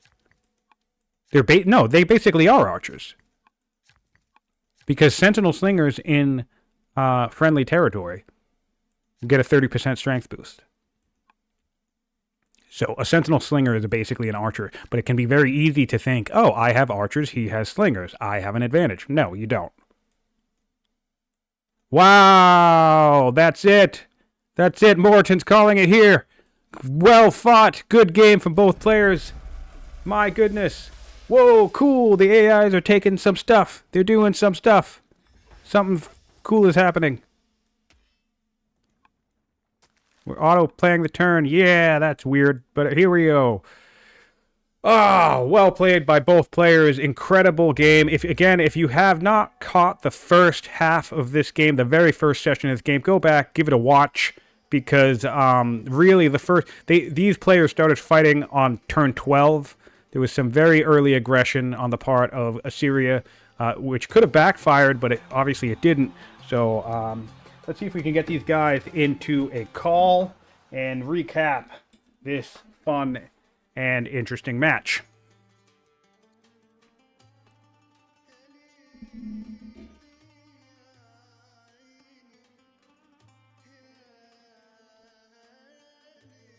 All right, I'm just going to send them a couple messages, and otherwise I'll go over the game if they're not around.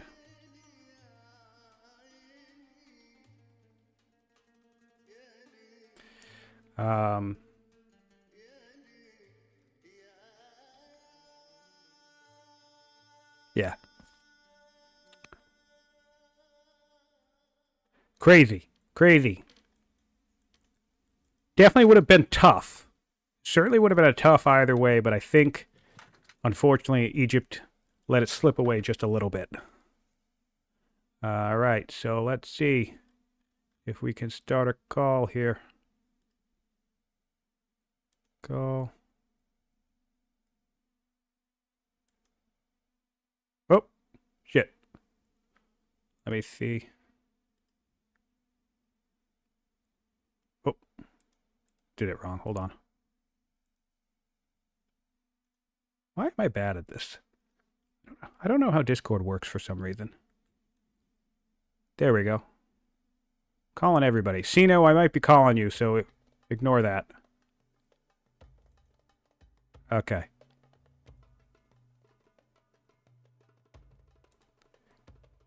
Alright, so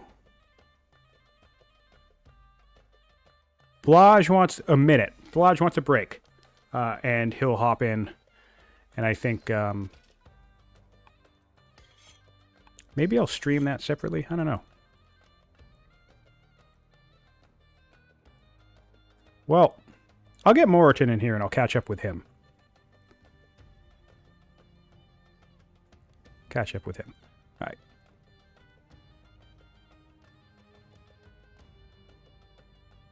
Hey, Moroten, are you with us?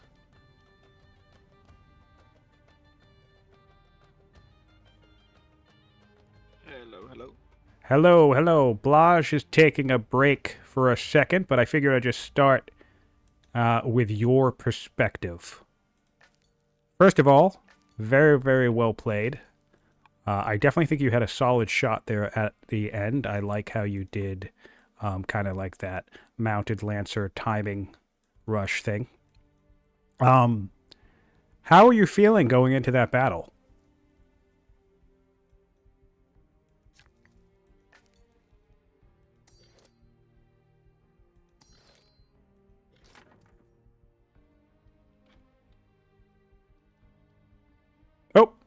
He can't hear me. Okay. Let's see here.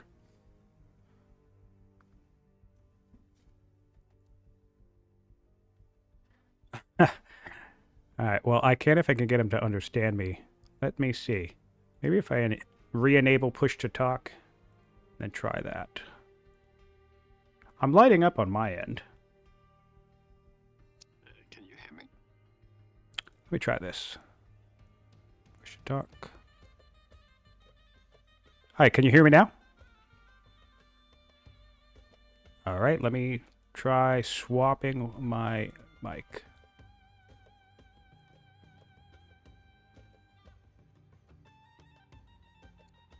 Can you hear me now?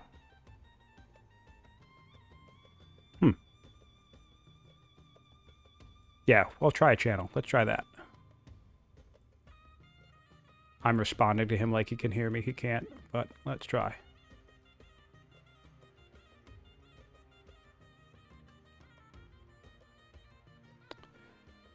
Let's see.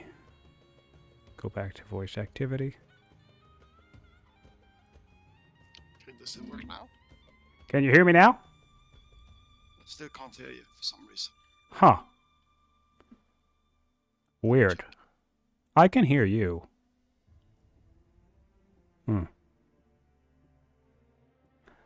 right, well, that's unfortunate.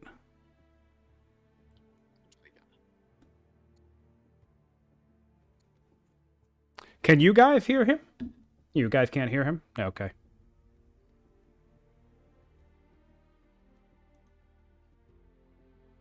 Oh, now you heard him. Yeah, okay. But he can't hear me, so maybe it's a speaker thing on his side. Yeah, it was. I figured it out. So I can hear you now, Sion.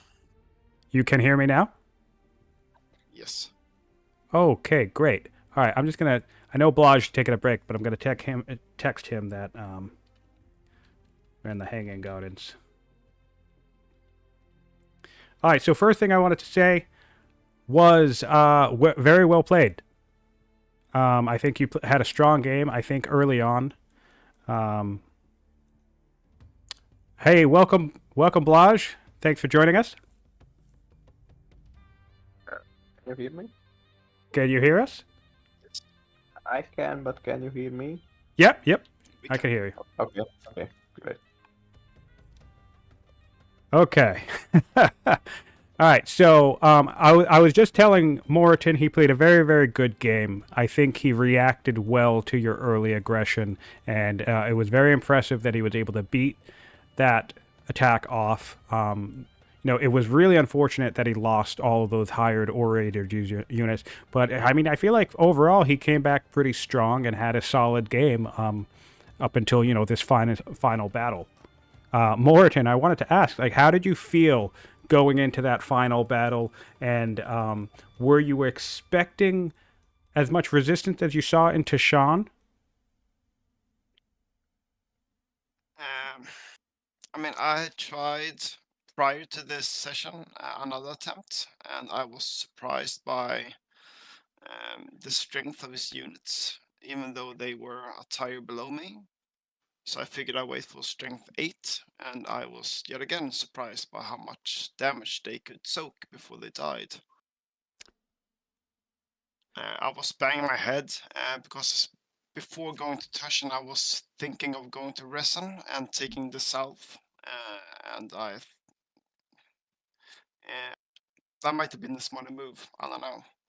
Yeah, I was talking about that a lot. I was really excited about what you were doing. You had stacked your builders, and you had orthodoxy too, which you could have taken some time building more mounted lancers. But you had something like 14 or 15 mounted lancers, and I was, if you actually happen to watch this at any point in the future, I was very excited about the idea of you blitzing into Resin just from the get-go and forcing Blaj completely out of position in the north.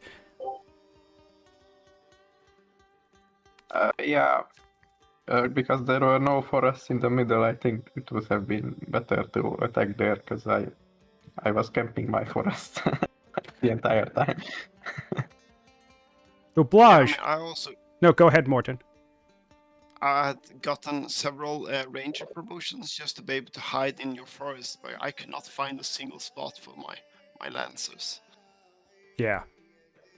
Yeah, no, it was certainly tricky, and I think bunching up against the Assyrians is another just crappy situation to be in, because that Sentinel. Well, the other thing is the Sentinel promotion really stacks up when you're going into Hunter territory, which is one of the reasons why I was really keen on the idea of you just kind of bypassing that, going around entirely and forcing him away from his own territory. I think if you did this blitz attack on Resin when you had your full numbers, that could have been a lot harder for him to deal with. Yeah, I should have gone with that route. Yeah. Also, one last thing. You had a beautiful hero air, Moroten, that's been hanging in the winds this entire time. And we were bummed because chat was mentioning how like the launch offensive has been buffed slightly. And you could have had that at your disposal, too, to do some really great moves. But really, honestly, I think overall you played a very, very good game. I think that the concept of your strategy was sound. I think the timing was more or less okay because Blaj was getting a science lead. So you were kind of running out of time anyway. And I feel like if you could have nailed this attack, it certainly would have went in your favor. It was just mostly a tactical positioning thing. I think Tushan was the wrong target. Certainly. But Blaj, you took the win. So very, very well done. I have to say, loving the Flatland Quarry thing that you did early on. I'm really surprised with the early aggression. I love that you guys were both fighting as early as turn 12. And like I said, I think Moroten reacted nicely. But I was actually really surprised to find out that didn't set you back too much. So I think you just spent the last session focusing primarily on economics. Yeah, like the initial attack was just two slingers walking around and killing stuff, so it was not a huge commitment. And I was getting workers behind and doing stuff, so I didn't intend to rush Moroten. I was just, I said several times, I was just seeing the easy kills, and I went in, I killed them. Yeah. And it was great too, because all of you killed most of the units that Moroten had hired. I was trying to target the tribal dudes. Yeah, and it was legitimacy too. So it's like, I think that's one of the reasons why. Because normally an early attack like that can kind of set somebody back in momentum, but I think it just worked out that since Moroten was forced to build nothing but warriors for a while, and then he also took a legitimacy hit by having basically no tribals left, it kind of evened out and maybe even swung in your favor, giving you that time to build up because you were building workers and stuff while still attacking, which was funny to see. When were you thinking, Blaj? Were you thinking about infantry square at all? Because just before this timing attack, I wanted to attack when I got infantry square, but I saw his sea of horses. Meanwhile, and I was pretty scared. But yeah, like awesome. There was a point I could have gotten infantry square, and I delayed it a bit because I thought we were just echoing both. Yeah.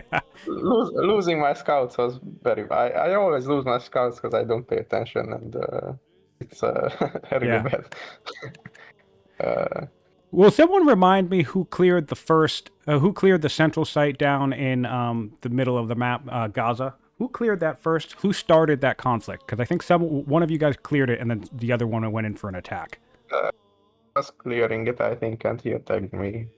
And then I attacked back, and I won at the bottom there. Yeah, I was noticing that in the power graph too. It's always interesting how those tiny little setbacks can sometimes add up, because like Egypt drops down in power, but then they spike immediately back up. So sometimes it's always interesting to think, oh, well, what if I just let him take the city and I didn't throw some units away? But of course, securing that central site could have been a nice grab for Moroten. All right, it doesn't look like this.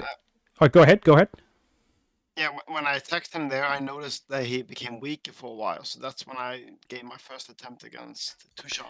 Yeah, Which looked to the be pretty power smart. graph can be very interesting. Like, it's certainly important to keep it around and use it, as an approximation. But I think sometimes that dip into weaker, like we saw here, right, in this final battle, like Assyria was weaker at the start of the battle. But then you have, hunter slingers, sentinel slingers in hunter territory. You have spears that can critical hit against your lancers, and it can all combine to give you a lot more trouble than you're expecting when you see that weaker tag. Yeah, it was painful.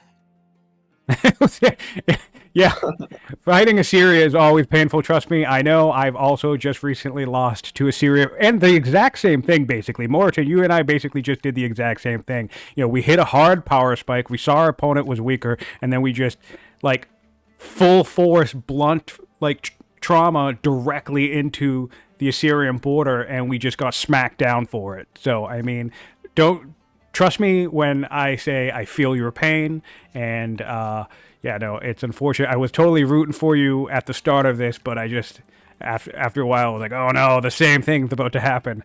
Assyria's gonna do what Assyria does and crit somebody to death. What was the order difference like? Because he had so many orders. So yeah, he was up about 20 orders on you, I think. Well, actually, it's sort of even out by now. Looking at actually, for some of that fight, you were ahead, and then you did a drop. Something happened where you dropped a bunch of orders around turn 88. So yeah, you guys were relatively even. Actually, I would rate this as relatively even throughout the majority of the conflict, because right now it's 65 to 60 in favor of Assyria, but for on turn 86, it was 55 to 47. So I guess it's plus or minus worker turns, right? So yeah, orders was relatively even, but you got those crits, man. I mean, you got that Assyria ability. Every time he gets a kill, he's going to get 2 more back. So that's shitty. Yeah, that's so nice. The extra orders. This is the first time I played Assyria, and they are really cool. I enjoyed them a lot. Oh, speaking of which, speaking of first times, I noticed when you enlisted the Mounted Lancer, you got you got the achievement for owning a Mounted Lancer. Oh, okay. I think that was me Oh, that was you? when I built it. Yeah, I think that was me when I built it. Oh, okay.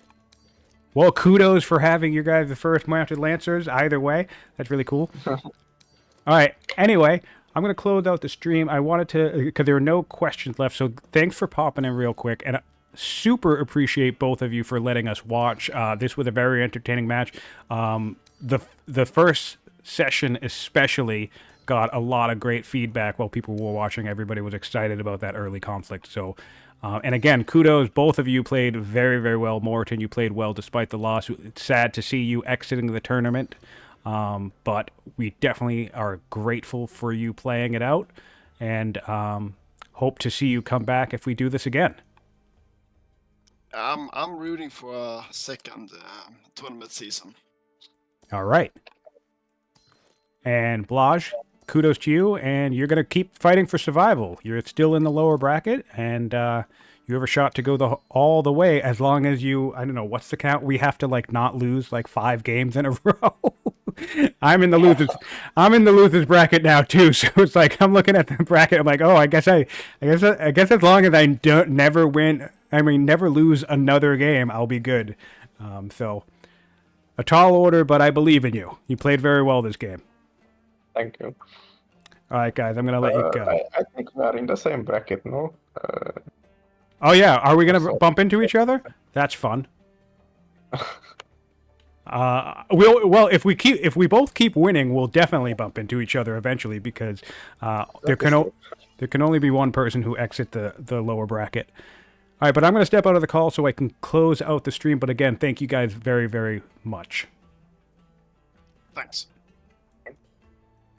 All right, everybody, that is the stream here. Thank you so much for tuning in. There's over 10 of you in the chat now. And of course, if you caught this after the fact on YouTube, I appreciate you being here. Please give us a like, a subscribe, leave a comment cheering on the players for them doing a great job. And yeah, we basically had a massive power spike here from the Egyptians, and we gave it our all.